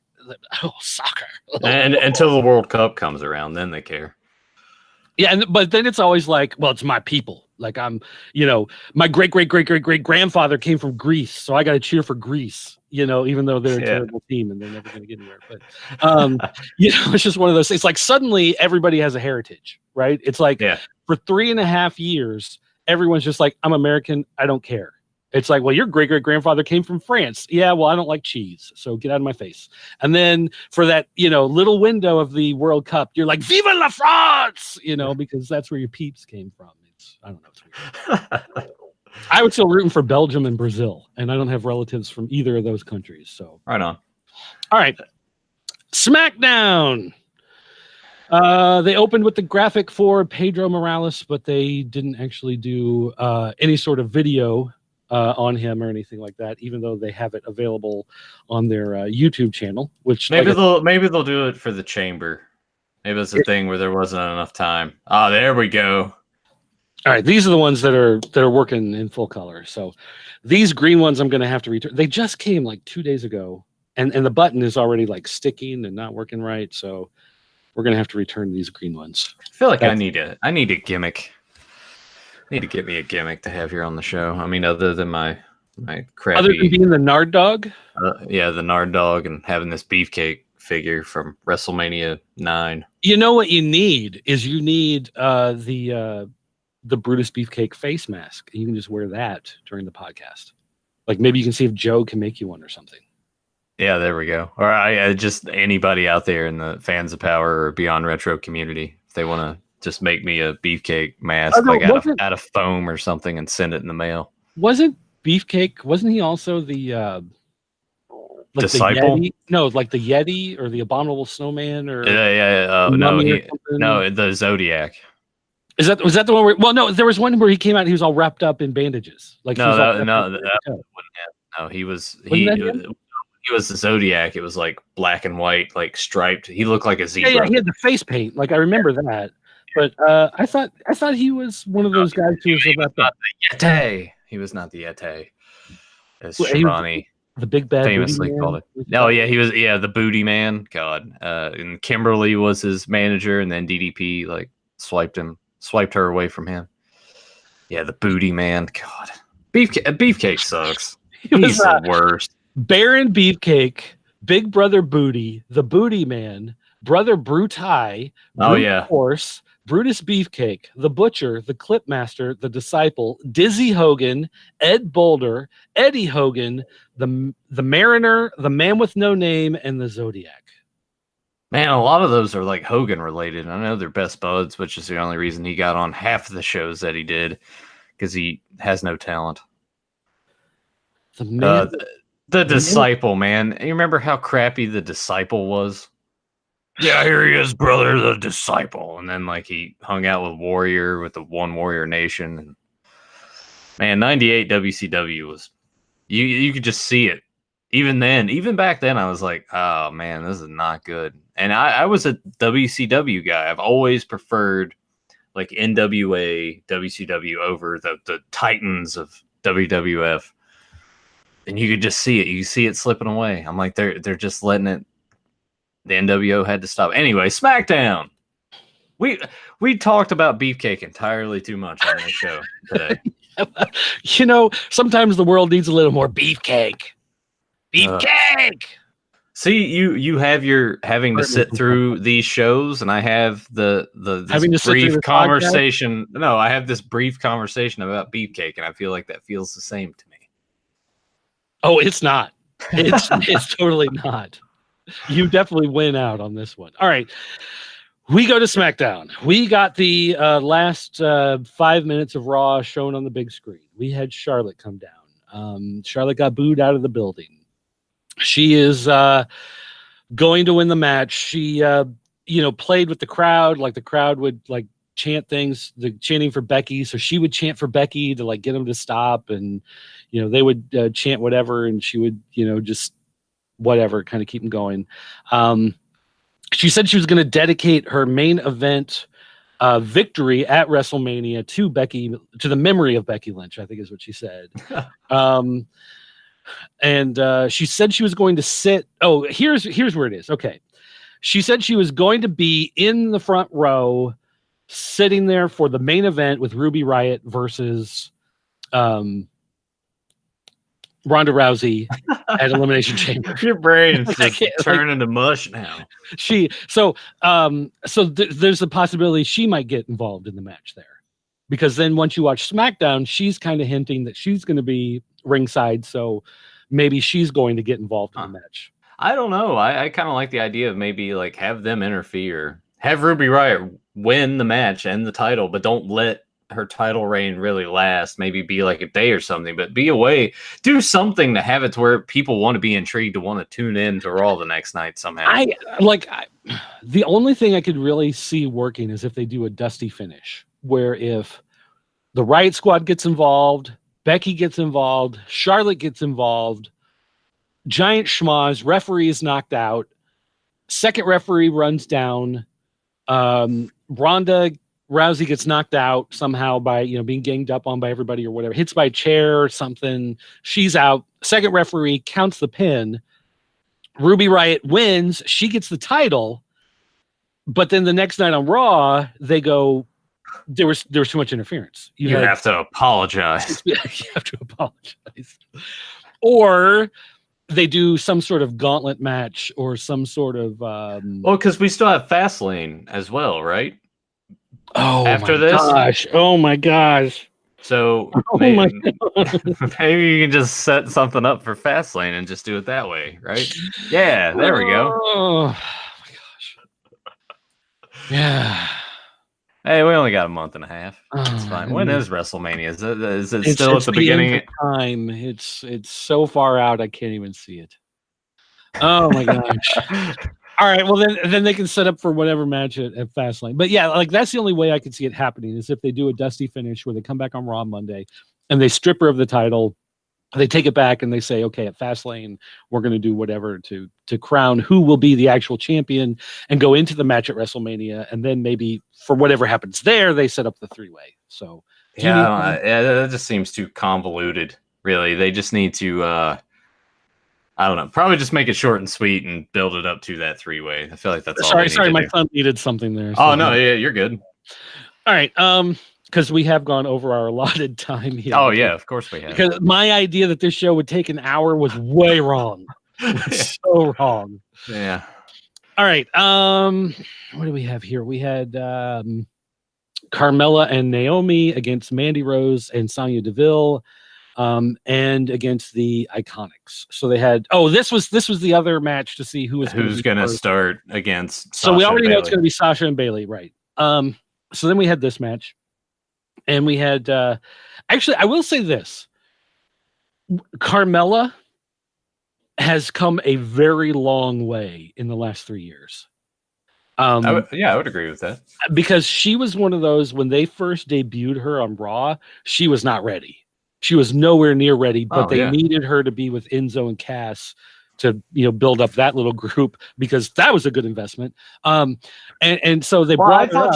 I thought she's always been on SmackDown. I don't think they ever put her with Enzo and Cass, did they? I always thought she was just solo. No, she came out with them.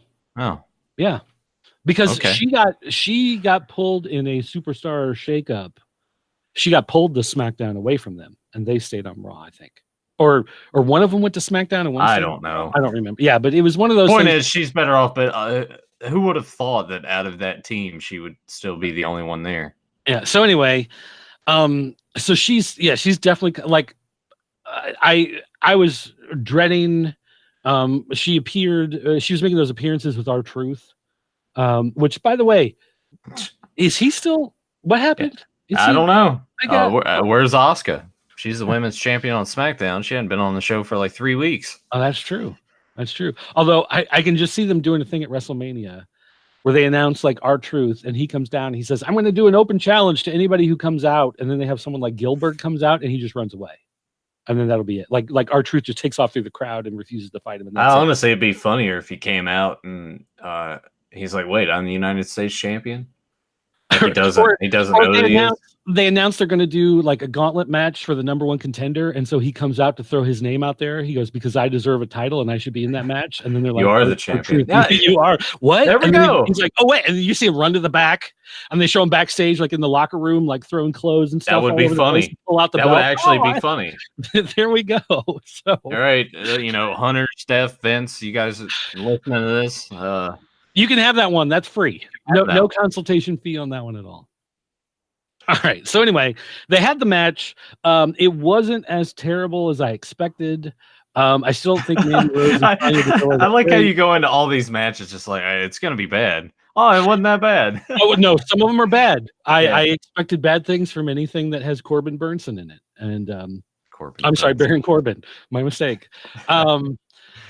So anyway, what happened here? Oh, we had was it Naomi?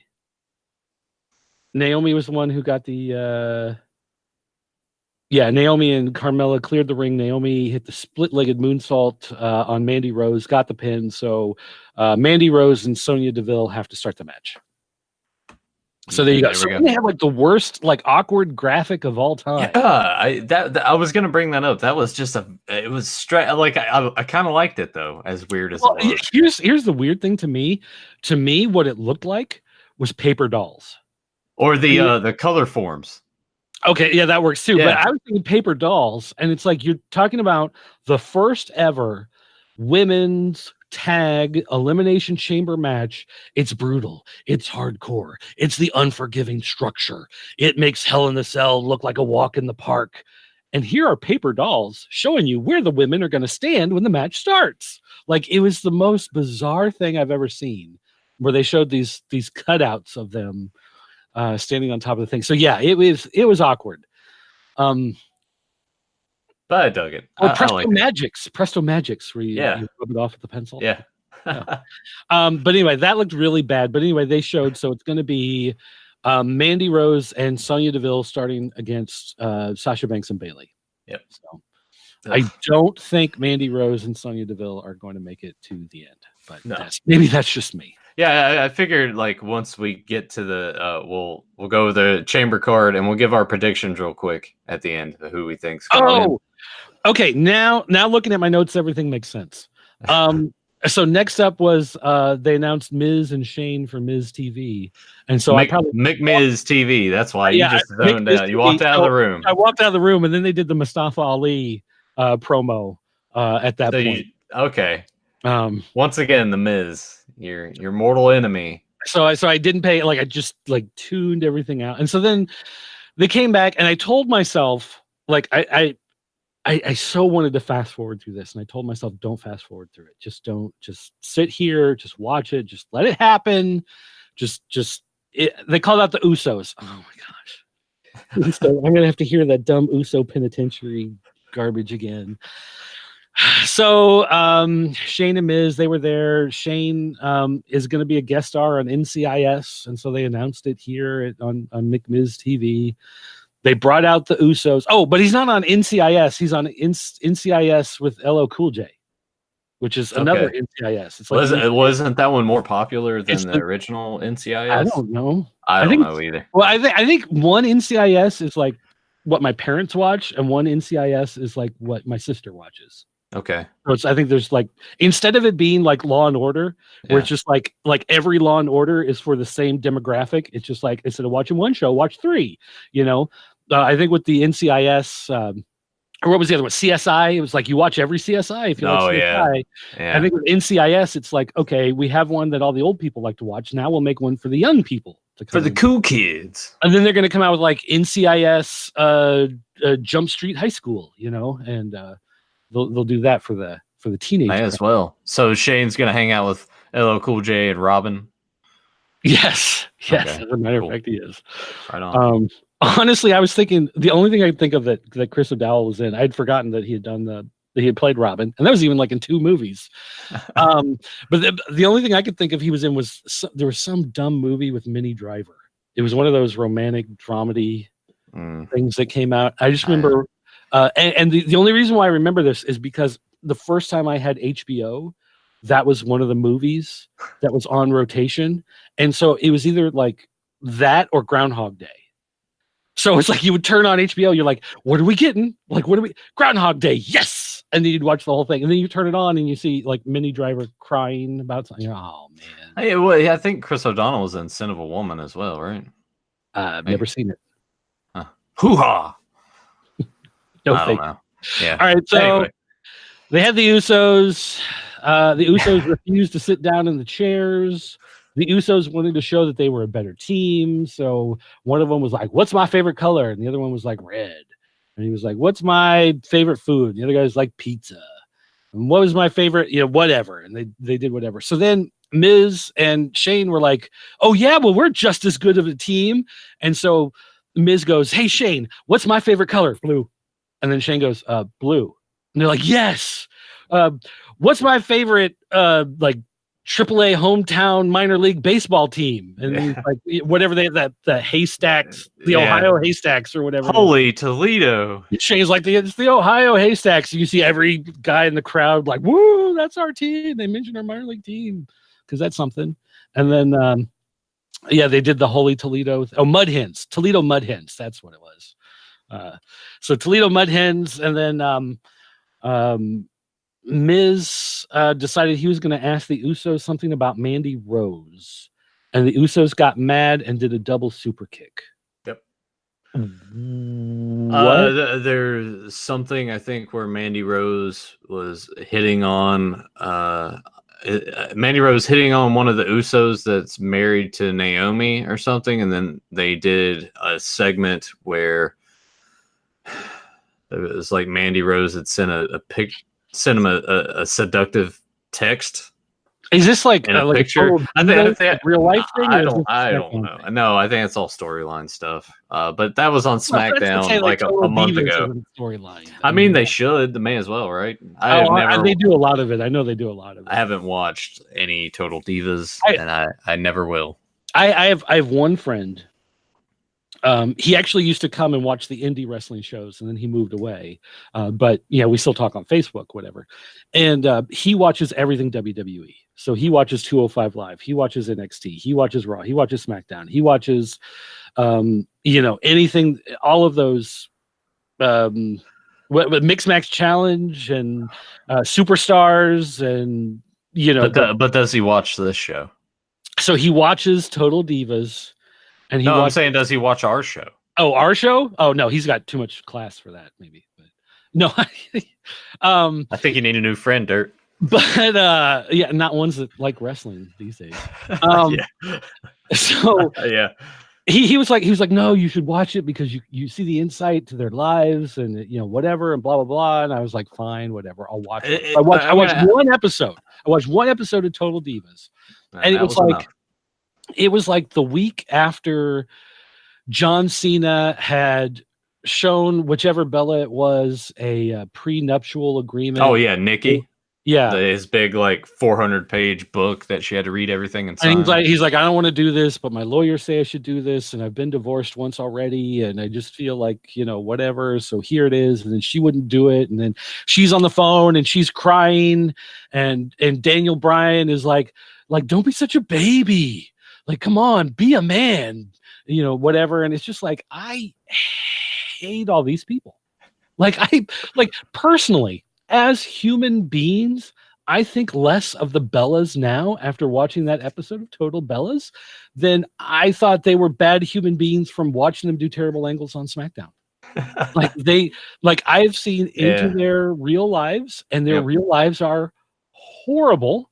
Mm-hmm. And the way they talk and act and they make drama out of everything, I hate them even more. Now, granted, like I said, it's not real life. I know a lot of that's scripted. They play up a lot of it for the cameras. You're going to have people following you around, so you got to make it into a bigger deal than it really is. But I like, wow. Mm-hmm. When they announced one of them got hurt and the other one retired and they were gone, I was like celebrating on the inside. I was like, okay, well, at least we don't have to deal with, and then they came back. It's like Alberto Del Rio, man. But I liked Alberto Del Rio. No. To me, that, like, he is my Miz. He's just a vacuum. El Patron. He's great. I think outside of WWE, as a person, he's probably a terrible human being. Oh yeah.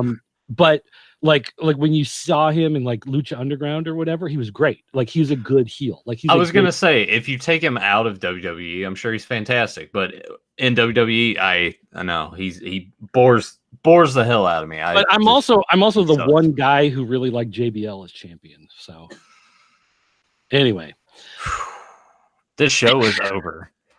So good. I mean, I get it. It makes sense. I feel like his title reign was too long. Well, that is true. It went on for way too long, but but it led up to John Cena getting his first championship, like major top tier championship. Especially a lot of the stuff that he did with like Rey Mysterio, a lot of that stuff was really great. And that was the only time. That's the only time I liked Orlando Jordan. Right, that was the guy. Yeah, because as soon as you didn't like it when he was squirting the lotion on himself. No, as soon as he went to like TNA, I was like, wow, I hope this guy dies. Okay. Not really. Okay, no, all hate mail goes to. All right, so I was gonna say. So does Orlando Jordan at this point, I guess, surpass the Miz in that regard? No. You want the Miz to die too? Yes. Once again, all hate mail. Dirt. What was it again? Dirt at popculturenetwork.com. All right, there we go. All right, so we finally got to the end, and so again, like, I was really confused here because I didn't understand what was going on, and so I was getting ready to say, like, this was a fun segment, but it made absolutely no sense. I have no idea why Kofi Kingston was out there. Like, why was Daniel Bryan taking on the New Day, but then it was only one of the New Day, but then he stayed out there to keep fighting against everyone. Did they not put any graphics up during the show? It's like, we're going to have a gauntlet match, blah, blah, blah, where you were just that zoned out and tuned out? I think it was at this point, after all the stuff that had gone on, it was a lot of, okay, yeah, show's still going. Okay, yeah, show's still going. Yeah. I think it was a lot of that stuff with my phone, so... because at this point, details did not matter. But now that you say that, that makes a lot more sense. And for what they did, they actually did the right thing. Because if you're going to throw Kofi Kingston into the middle of this thing, and you did this big gauntlet match, then it makes sense that he has to look strong. Now, he's not going to win. He shouldn't be the last guy in there because everyone else should be formidable opponents. But he should look like an actual threat. He looked like $1 million in this thing. Yeah, to the other people. He was fantastic in this. So Daniel Bryan, he goes out there, he starts talking, and he got some cheers and some boos, and then he told the people he didn't care because they were fickle, and he's going to be there to show them how they need to live their lives and whatever. And so he's really trying to distance everybody that wants to cheer for him. And they tried that once before with him chanting the nose, but then the nose became a thing, and then it became a face doing the no chants and whatever. So, who knows what's it's like, you can't see Daniel Bryan as a bad guy because you know how much of a wuss he really is in real life. And like, I hate to use that term, but like it's really true, like he's like so over the top, like fuzzy and huggable and lovable. And I just love the animals and I love the earth.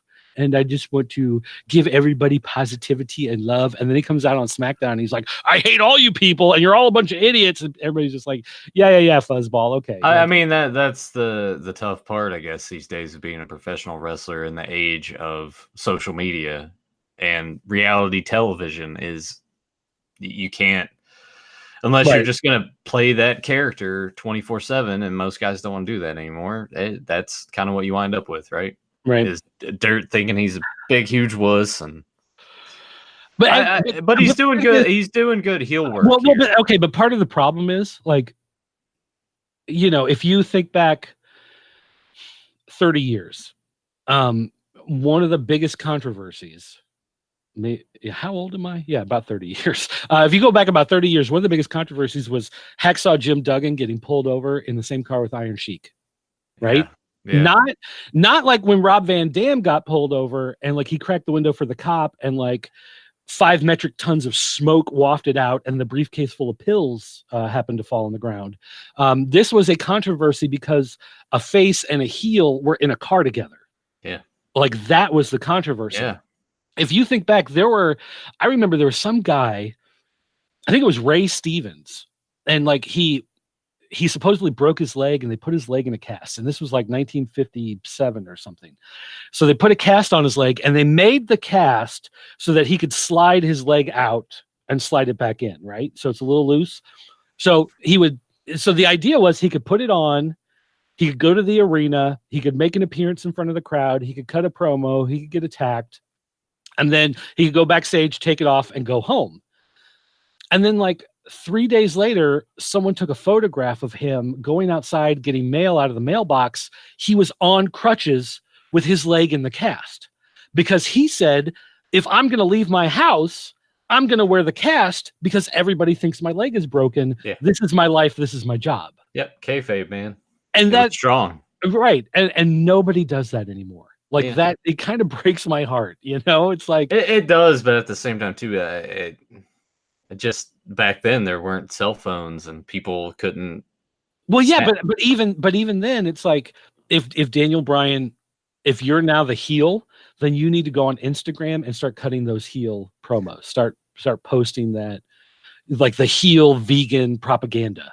It's like the cows every day are crying in shame and misery because you have to eat your hamburgers, and like, get a shot of him standing outside of McDonald's with, like boo all the meat eaters or something like that. And just like clean it up, Yeah, no, I get you. And do some of that stuff, which he's not doing. So, come on, Daniel Bryan, step up your game. That's all I'm saying. Stop being a wuss. Stop being a wuss. All right. So once again, all hate mail goes to dirt@popculturenetwork.com. All right. So the New Day comes down to the ring, and they had, of course, Kofi has a plate of pancakes, mm-hmm. and Xavier Woods has his trombone, and you had Big E with a giant tube of meat. Which, like, on the one hand, you're like, oh, well, okay. A, it makes sense that Daniel Bryan's a vegan, so he's going to walk out with a big tube of meat. Like, that's okay. That's kind of funny. But then B, it's Big E, and Big E comes out with his giant tube of meat, and then you're like, wink, wink, nudge, nudge. There's your Mark Henry reference. Hey, ladies, here's my big sausage, going back to the DX promos. So, all right. It's like, okay, that's kind of funny. So they did some incantation, a magical spell, and Kofi gets to be the wrestler in this match. So they had Kofi Kingston versus Daniel Bryan. It was a lot of fun, a lot of action. They did a lot of, big rope moves, a lot of the flippy jump stuff, Lots a lot of of high high spots. energy. Yeah. And it was great. Like, this is when I started to be like, okay, I don't know what's going on here, but this match is a lot of fun. So eventually, Daniel Bryan, he went for, I think it was a running knee. But instead, Kofi Kingston catches him with the Trouble in Paradise. Yep. And gets the win. So it's like he gets the win out of nowhere. He gets the win on the champion, but it's not for the title. So it's in the gauntlet match. So there's almost this idea of like Daniel Bryan isn't fighting at full strength, but he is fighting because he's a fighting champion, whatever. But he can lose here. It's not that big of a deal. And you're like, okay, whatever. Yeah. They had Kofi Kingston versus Jeff Hardy. But it was weird. They went to a commercial. And they went to like the longest commercial break in history. It was like a 10-minute break or something. It was something ridiculous for commercials. But then they finally came back. Jeff Hardy was there. The two of them had a match. It was, again, a lot of high energy, a lot of top rope stuff, a lot of flippy jump. But they had Jeff Hardy went to the top rope. Kofi Kingston pushes him off. Hardy rolls him through to try to get a pin. Kofi kicks out. Jeff Hardy hops up. He bounces off the ropes. Kofi hits him with a Trouble in Paradise, lays him out, and gets the pin. And it was one of those exchanges where, like, it was almost perfect, like the way they laid it out. Like, it was one of those things where as soon as it was done, I actually rewound it and watched that 15-second chunk a second time, because it was just so great the way they laid it out, and everything made sense the way it folded into each other. And then the move came out of nowhere. And even though it came out of nowhere, it still made sense in the chaos that they had built there. It was just great. So even though it was kind of short, it was still a lot of fun. It had a great ending. And again, that Trouble in Paradise, it came out of nowhere, and it shows how a move like that, can really make a difference in eliminating somebody out of an elimination chamber. So it's one of those moves. Kofi could not even be involved in a lot of the match. And these other two guys are going at it, and he goes to whip one guy into the corner, and Kofi can hit him Trouble in Paradise 1, 2, 3. He's out, and Kofi gets an elimination over somebody, and he wasn't even involved in most of the fighting. So they're setting up to remind you that he has some of these moves that can come out of nowhere. Well, because he's been toiling away like in tag matches for so long. It was nice to see Kofi showcase what he's capable of as a singles competitor. Yeah, I mean, the only thing that he's really had the last few years is they give him the Royal Rumble spots where he gets back in. But even now they're letting No Talent Naomi take a bunch of those. So, although I say that, but Naomi even looked a little better in this week's show. I'll say that, but I'm still not convinced. All right. Then they had Samoa Joe came out. And Samoa Joe is like, his fighting style is completely different, and that's one of the things that always makes him interesting, but at the same time makes a lot of these matchups kind of weird, because Samoa Joe fights like this really powerful, strong MMA influenced, because obviously he's not doing a lot of top rope flips. He's not doing 450s. He's not doing springboard drop kicks. He's not doing missile drop kicks. You know what I mean? Like, he's a big fella, dude. Samoan. What are you gonna do? So this was a little weird with Kofi, because Kofi is so high energy and Joe is so low. What ended up happening was you had Joe, like, about, I don't know, maybe 5 minutes into it, Joe, he ended up with what I call the grandpa just woke up haircut. Like, his hair, because they kept like doing all this, Kofi was flipping around him and all this stuff, like his hair looked like he like if you wash your hair and go to bed and then you wake up in the next morning and you've got, like, this thing going on, like Joe had that thing going on. And so then, like, he puts Kofi in a submission match, and he's like submission move, he's holding him down, and all you can see of Joe is this head sticking out. So you see this head sticking out over Kofi's body, and it's with this haircut on top of his head. It just looks so goofy. But it's fun. It's whenever you get a clash of styles, if it works well, it works well. And Joe usually has a tendency to work well with pretty much anybody. Yeah, I mean, he's a great talent. He really is. I hope at some point he gets the title at some, because he deserves it. Definitely deserves it at this point. All right, so So then Kofi Kingston ended up like he countered a choke, and then they did the whole Survivor Series '96 Austin Bret Hart match. Bret Hart had him in that, and then Stone Cold went in the corner and just like backed up and rolled over and just pinned him 1, 2, 3. So then, of course, Joe got mad and started beating up and choking out Kofi, and AJ Styles ended up running out, and he fought with Joe for a little bit, and so Joe ended up leaving, and so then AJ Styles is like, Kofi, let's just stop, we don't have to do this, and Kofi was like, no, he's determined, he's gonna fight this, and so he rolls in the ring, and so they did the baby face in the higher position, who's fresh and has the energy, is trying to beg out from the guy who's hurt. He's like, I don't want to hurt you. This is like, you just got beat up by Samoa Joe. You shouldn't be in here. Like, I'm worried about you. And Kofi is just like, no, I want to fight. Like, I'm here to fight. And so even though Kofi couldn't really put up much of a fight, AJ Styles is like, all right, let's do it. Doesn't Kofi like smack him in the face, like shove him? He's like, because he keeps saying like I don't, I don't want to do this. Like, are you sure you want to do this? Like, I don't want to. And then Kofi snaps him, and so they get it on and they start having this match, but they still had AJ hold back. So it's like he would do a couple moves and try to go for a pin.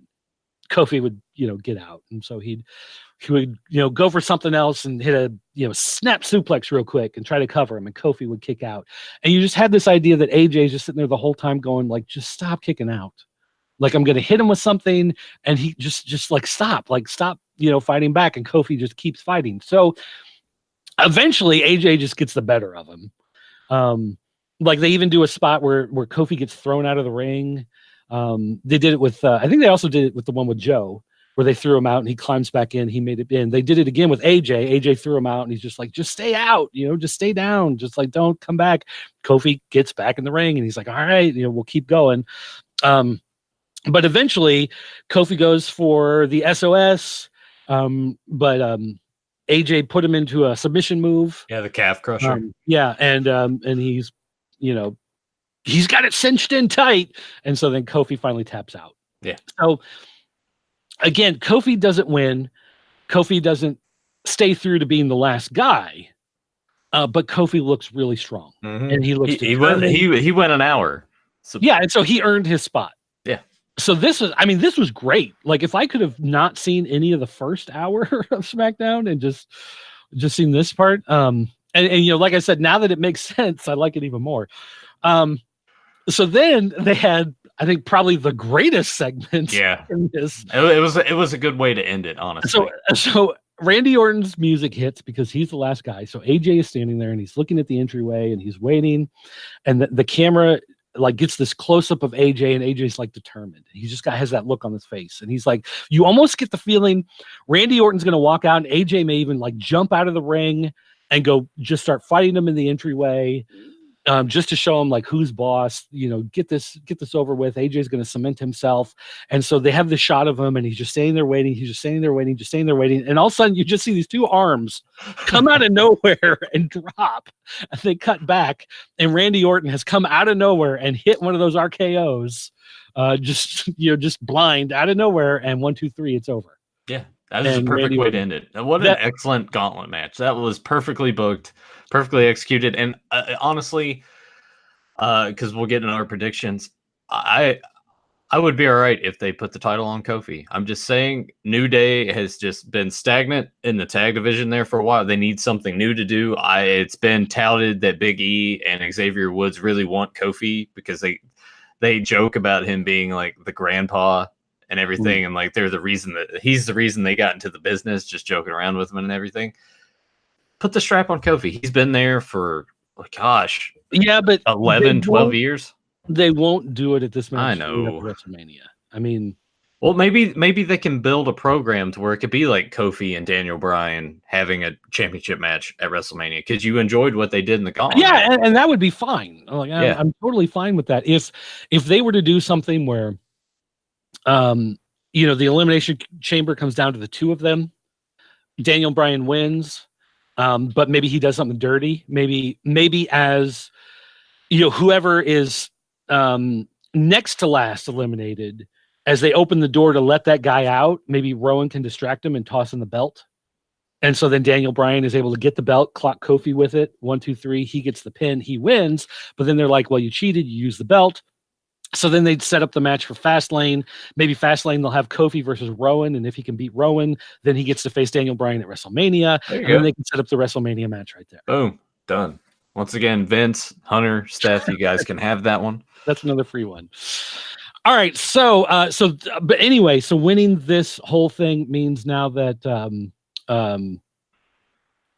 what's his name? The Viper gets to be the last guy released into. What's his name? The Viper. Randy Orton. Man, your brain.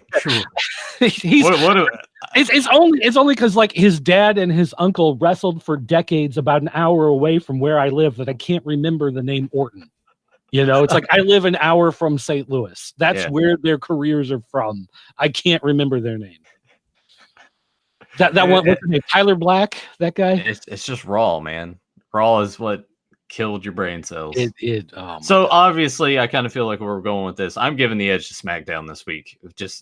Raw was just a sludge of things that were just drawn out for too long. And on SmackDown, yes, you have a gauntlet match that took up half the show, but the way that was booked and the way that it flowed, perfect.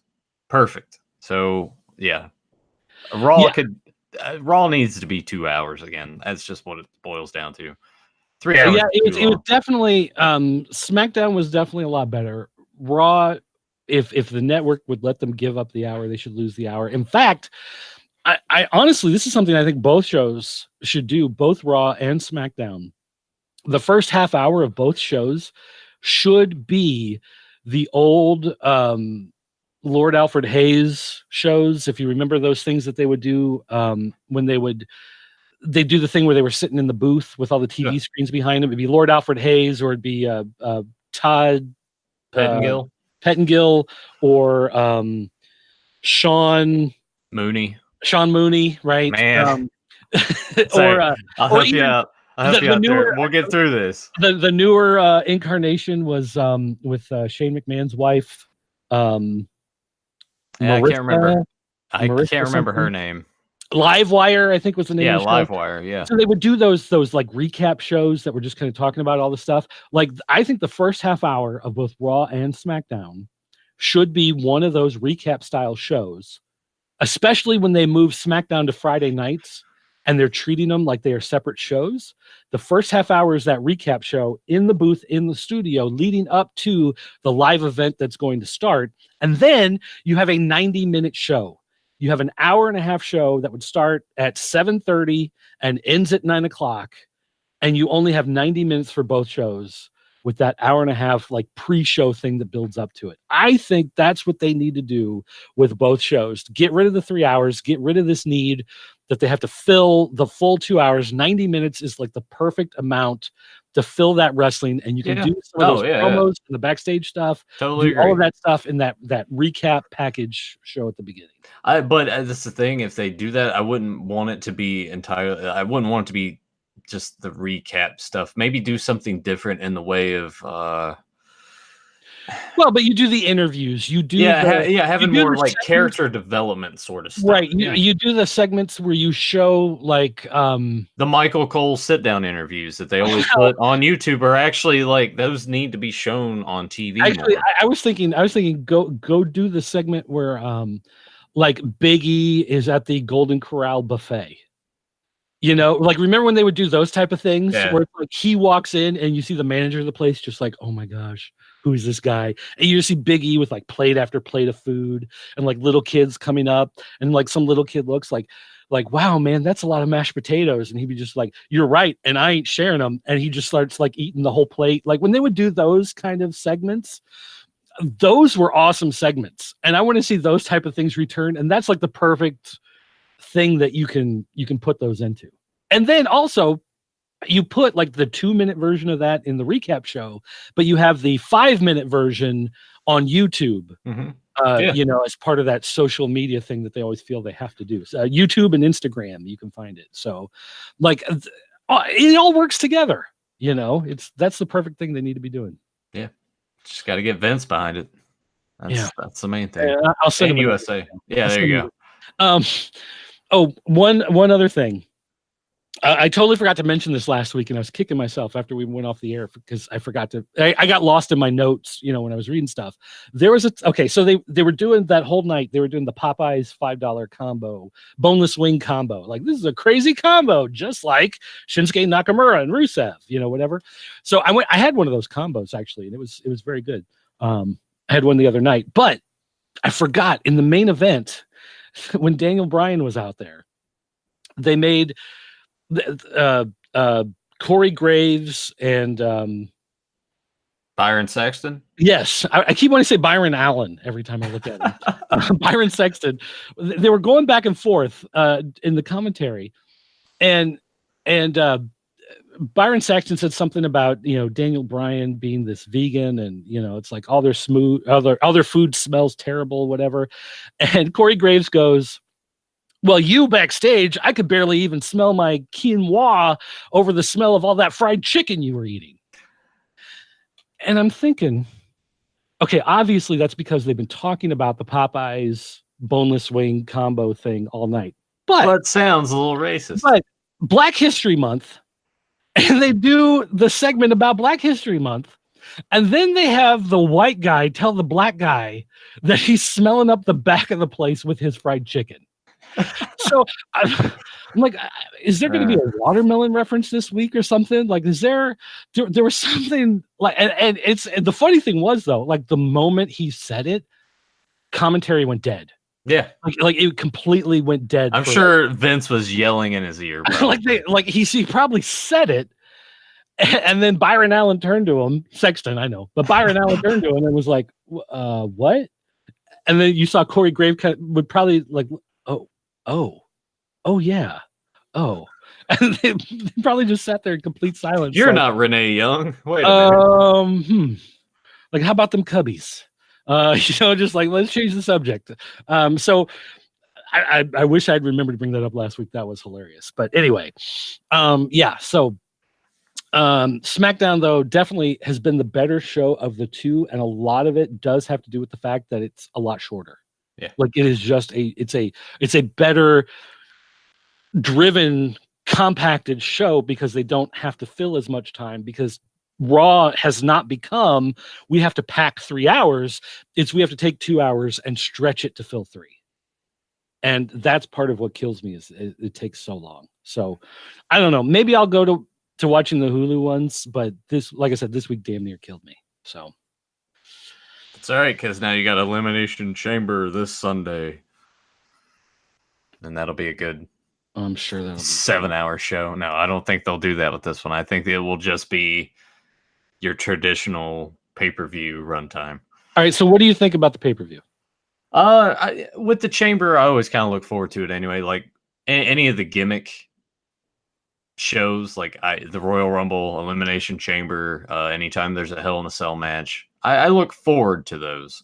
Granted, not as much as I had in previous years, because they have sort of toned it down a little bit. Like with the Chamber, you remember originally before outside the ring, like that was just the steel grate, and now they've like put mats over top of that on the outside, right, but they still treat it the same way. Like, oh, it's so devastating, and it's not as nowhere near. Like they don't land on it and then get up. And, I mean, so many shoulder problems coming out of that and everything. So, but no, I look forward to it. Would you? I got the card right here. Do you? I'll throw you the match, and you give me your prediction. Obviously, this first match here at the bottom, I imagine, will be the kickoff show. It's for the Cruiserweight title.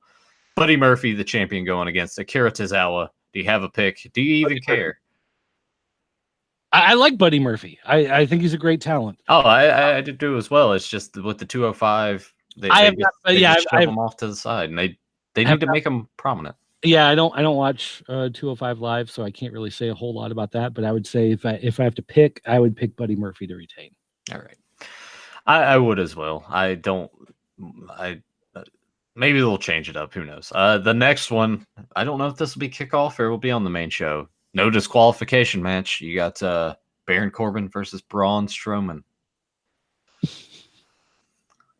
Do you even care? Because I kind of don't. I'm crying. I'm gonna go with Baron Corbin. It's probably the be shenanigans. McIntyre will probably come out and cost Braun the match or something. It'll be throwaway. Because there's no disqualification after all. They did have the whole thing with Kurt Angle coming out like he was going to announce his retirement last week, and then he didn't. I kind of think they'll do some sort of angle where Kurt Angle gets hurt in the brawl, and so then Kurt Angle, because he gets hurt in the brawl, he can't compete. So then, therefore, he'll announce that he's going to retire, and then someone will challenge him for WrestleMania, and so WrestleMania will be like his last match. And he's like, "I'll die in the ring if I have to." And he probably will at this rate because his bones will turn to dust.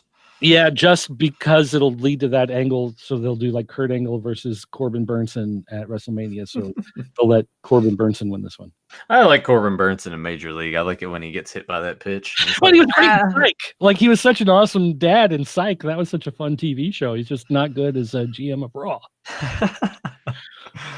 Oh man! All right, we got Bobby Lashley versus Finn Balor for the Intercontinental Championship. They're going to screw over Finn Balor. Yeah. So, Bobby Lashley retains. Yeah. The Miz and Shane McMahon versus the Usos for the Tag Team Championships.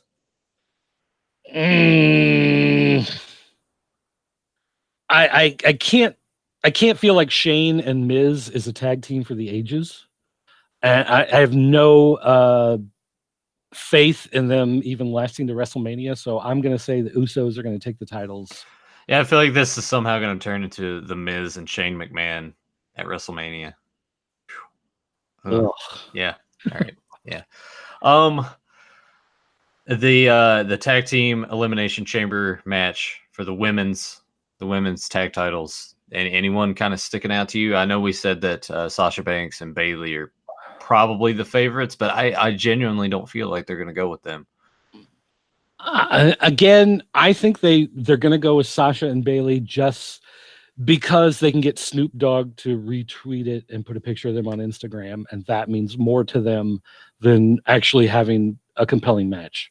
I mean, that's not to say Sasha and Bayley can't have a compelling match. Yeah. I'm just saying they see a greater emphasis on maybe we can get Snoop Dogg to appear on Raw, So yeah, I see Sasha and Bayley.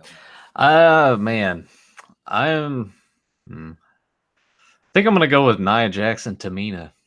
Wow. Yeah, I see that being the case of for whatever reason they want to continue to push Nia Jax. Honestly, I'll say this: if it's not Sasha and Bayley, my backup default I think would be the Iconics. I can see that too, and because they keep positioning the Iconics in these top spots, and they did the things this past week where they were interviewing all the different teams and like, what would it mean to you to win and whatever. And it's like, everyone was like, well, we're a team and, we'll destroy everybody for each other. And, Bayley went out and cut some like weird promo, like we've earned this and we've, whatever. But when they did the Iconics were, even though they're heels, they were like on the verge of tears. Like, it means so much. It's just such a huge moment. This is like going to be a moment in history for women's wrestling for all time. And they really played it up as being much bigger than about them in the match and more about the match itself, which is such a baby face thing to do for the titles from a heel group.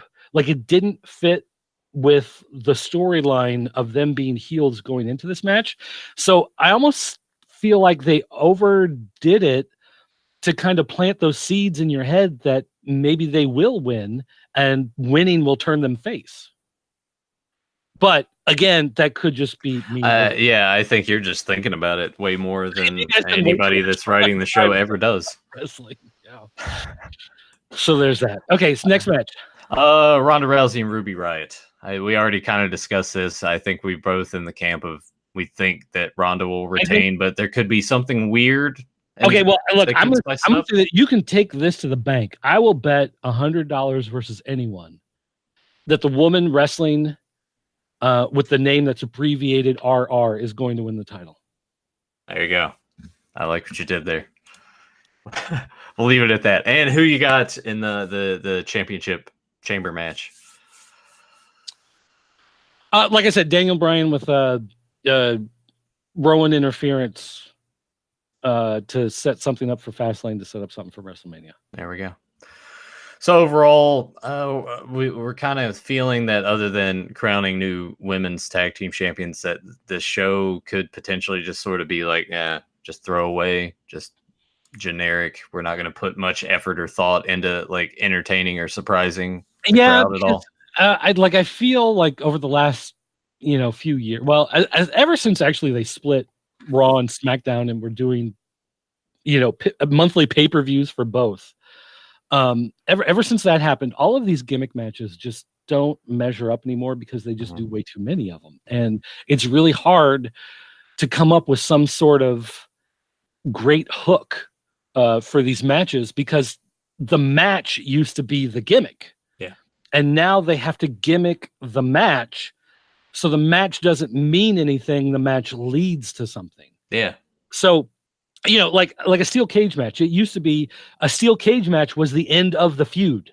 Like you would have the steel cage match to prove once and for all, no outside interference, no referee getting involved. You have the cage match. One guy wins, one guy loses. It's settled. It's over. It's done. Now they do a cage match so that one guy can get over on the other guy so they can do a rematch without a cage later on. And it's like what's the point? Yeah. So that's what I feel with a lot of these gimmick matches. You see way too many of them. They don't mean anything. Yeah. You nailed that on the head. That's the problem with wrestling these days. I hate the fact that it has to be 50-50 now. It can't just be build up, it's done, it's over, or keep them apart until then. It's like, no, they got to wrestle each other every week for 2 months on every show, and it's like you get sick of it. Well, and it's also the art of the jobber is dead. Yeah. The guys who were like the Barry Horowitz and the Barry O and the Brooklyn Brawler and the guys who you knew would never win, but they were only there to make the top stars look better. Like those guys are gone. And what they'll end up doing is bringing a new guy, shoot him to the moon. He doesn't get over like they want him to. They bury him in the mid card, and he's just constantly losing to guys who are supposedly better than him until he quits. And then you have no more Damian Sandow. Even though he's a great talent, he was a good promo, he was awesome for a long time. He didn't do whatever it was they wanted, so they made him a Miz sidekick to get beat up for 2 years, and then he's gone. There's no longer that guy who it's like you'd see Barry O come out to do a match, and you're like, all right, Barry O is obviously not going to beat Ultimate Warrior, but you're going to get an entertaining 5 minutes in the ring of just getting beat up by Ultimate Warrior. You're going to get to see all the big moves that Ultimate Warrior does, and all the stuff that like he can't always get away with in a main event match, because in the main event match now you're supposedly dealing with people who can counter the stuff. And they can't, get away with these quick wins that they can get in those job matches. So that is something that's missing in the modern wrestling, and it's really hard. Like WWE has to market every character, and every character has to get made into an action figure, and every character has to be, good enough that they can, trademark the name and sell the rights and, put them on a t-shirt and whatever. Yeah. And you can no longer have a guy who every week goes out and loses, and his gimmick is not that every week he loses like a Kurt Hawkins. His gimmick is he's just one of the guys who goes out there and wrestles, and some guys always win and some guys always lose. Yeah, that's kind of the major drawback from the Monday Night War, really. Yeah, they moved on from the jobber match to we got to have fresh matchups each week, and now it's that. So I'm saying, like, it's been the same way since then. They need to do something to just radically change how they present their product if that's bringing back jobber matches and having a couple more of those per show, I would say let's do that, because it makes that talent look better, and it doesn't take anything away from the jobber, really. So I don't know. At the same time, too, like, the culture is different. You know, back then, it's like, yeah, I know he might, but there's still a chance. Now it's like, yeah, all right, absolutely zero chance. Why am I even watching this? This is boring. This is a jobber. Why do I care about this guy? Right. I don't know. It's a double-edged sword. They kind of just box themselves in a corner these last 20 years. Yep. 2-hour show. It's only supposed to be an hour long, right, Dirt? Right. Yeah. Well, hey, you're the one who's got to go to work, right? Yeah, that's true. Big old long day. I can't wait for him to potentially be like, you're staying over. Yeah. Yeah. Well, I'm going to go have Chinese food. So well, you can. Aren't I jealous of that? I got 2 words for you: Chinese food. I don't think that works in the context of saying Chinese food and then. It depends on how you eat your Chinese food. Yeah, but are you referring to your crotch as Chinese? I mean, I guess it applies the same thing as suck it, right? You've never seen me eat noodles. All right. How do you segue out of that one? I got goodbye, everybody. See you next Wednesday. Yeah. Or Thursday, depending on what happens. Yeah. Actually, is Thursday just generally better for you? I don't know. It just depends on how they. I'm telling you, they don't have a set way of like, all right, we're working over tonight. It's just I find out last minute we're staying over. Great, I'm getting less sleep. Fantastic. All right, well, I'm going to schedule it for Wednesday then. All right, and hopefully our subscribers will check out the page just in case there's a last minute change. But I'll tell you what, guys, if you go to bit.ly/T, capital C, capital P, lowercase oddcast, bit.ly/TC podcast, you can subscribe to the YouTube channel. You can click subscribe. You can hit that little bell icon. When we make the event page, you can click the reminder, and Google will do anything and everything to let you know that we're going to go live, so you can catch the show and make sure. They'll send a robot to bust down your door. They'll send an Amazon drone to come shoot your wife in the head to remind you that we are live. Skynet is here, and it is real. All right, guys. I guess I'm going to have to, like, the next 2 days are going to be therapy to get me ready for. Yeah, you need to cleanse yourself. Sunday, Monday, Tuesday of WWE product. Just watch some of those Raws where they had the guest hosts. I'm just going to watch Groundhog Day. There you go. Watch the Minnie Driver movie with Chris O'Donnell. No, ever. Don't hate me because I'm a rhinoceros or something like that. I don't remember what it was. It was something dumb. Like, oh my gosh. All right. That's going to do it. Until next week, pants off, dance off. Thanks for watching. I was going to say that. You took it from me. See you guys next week. See ya.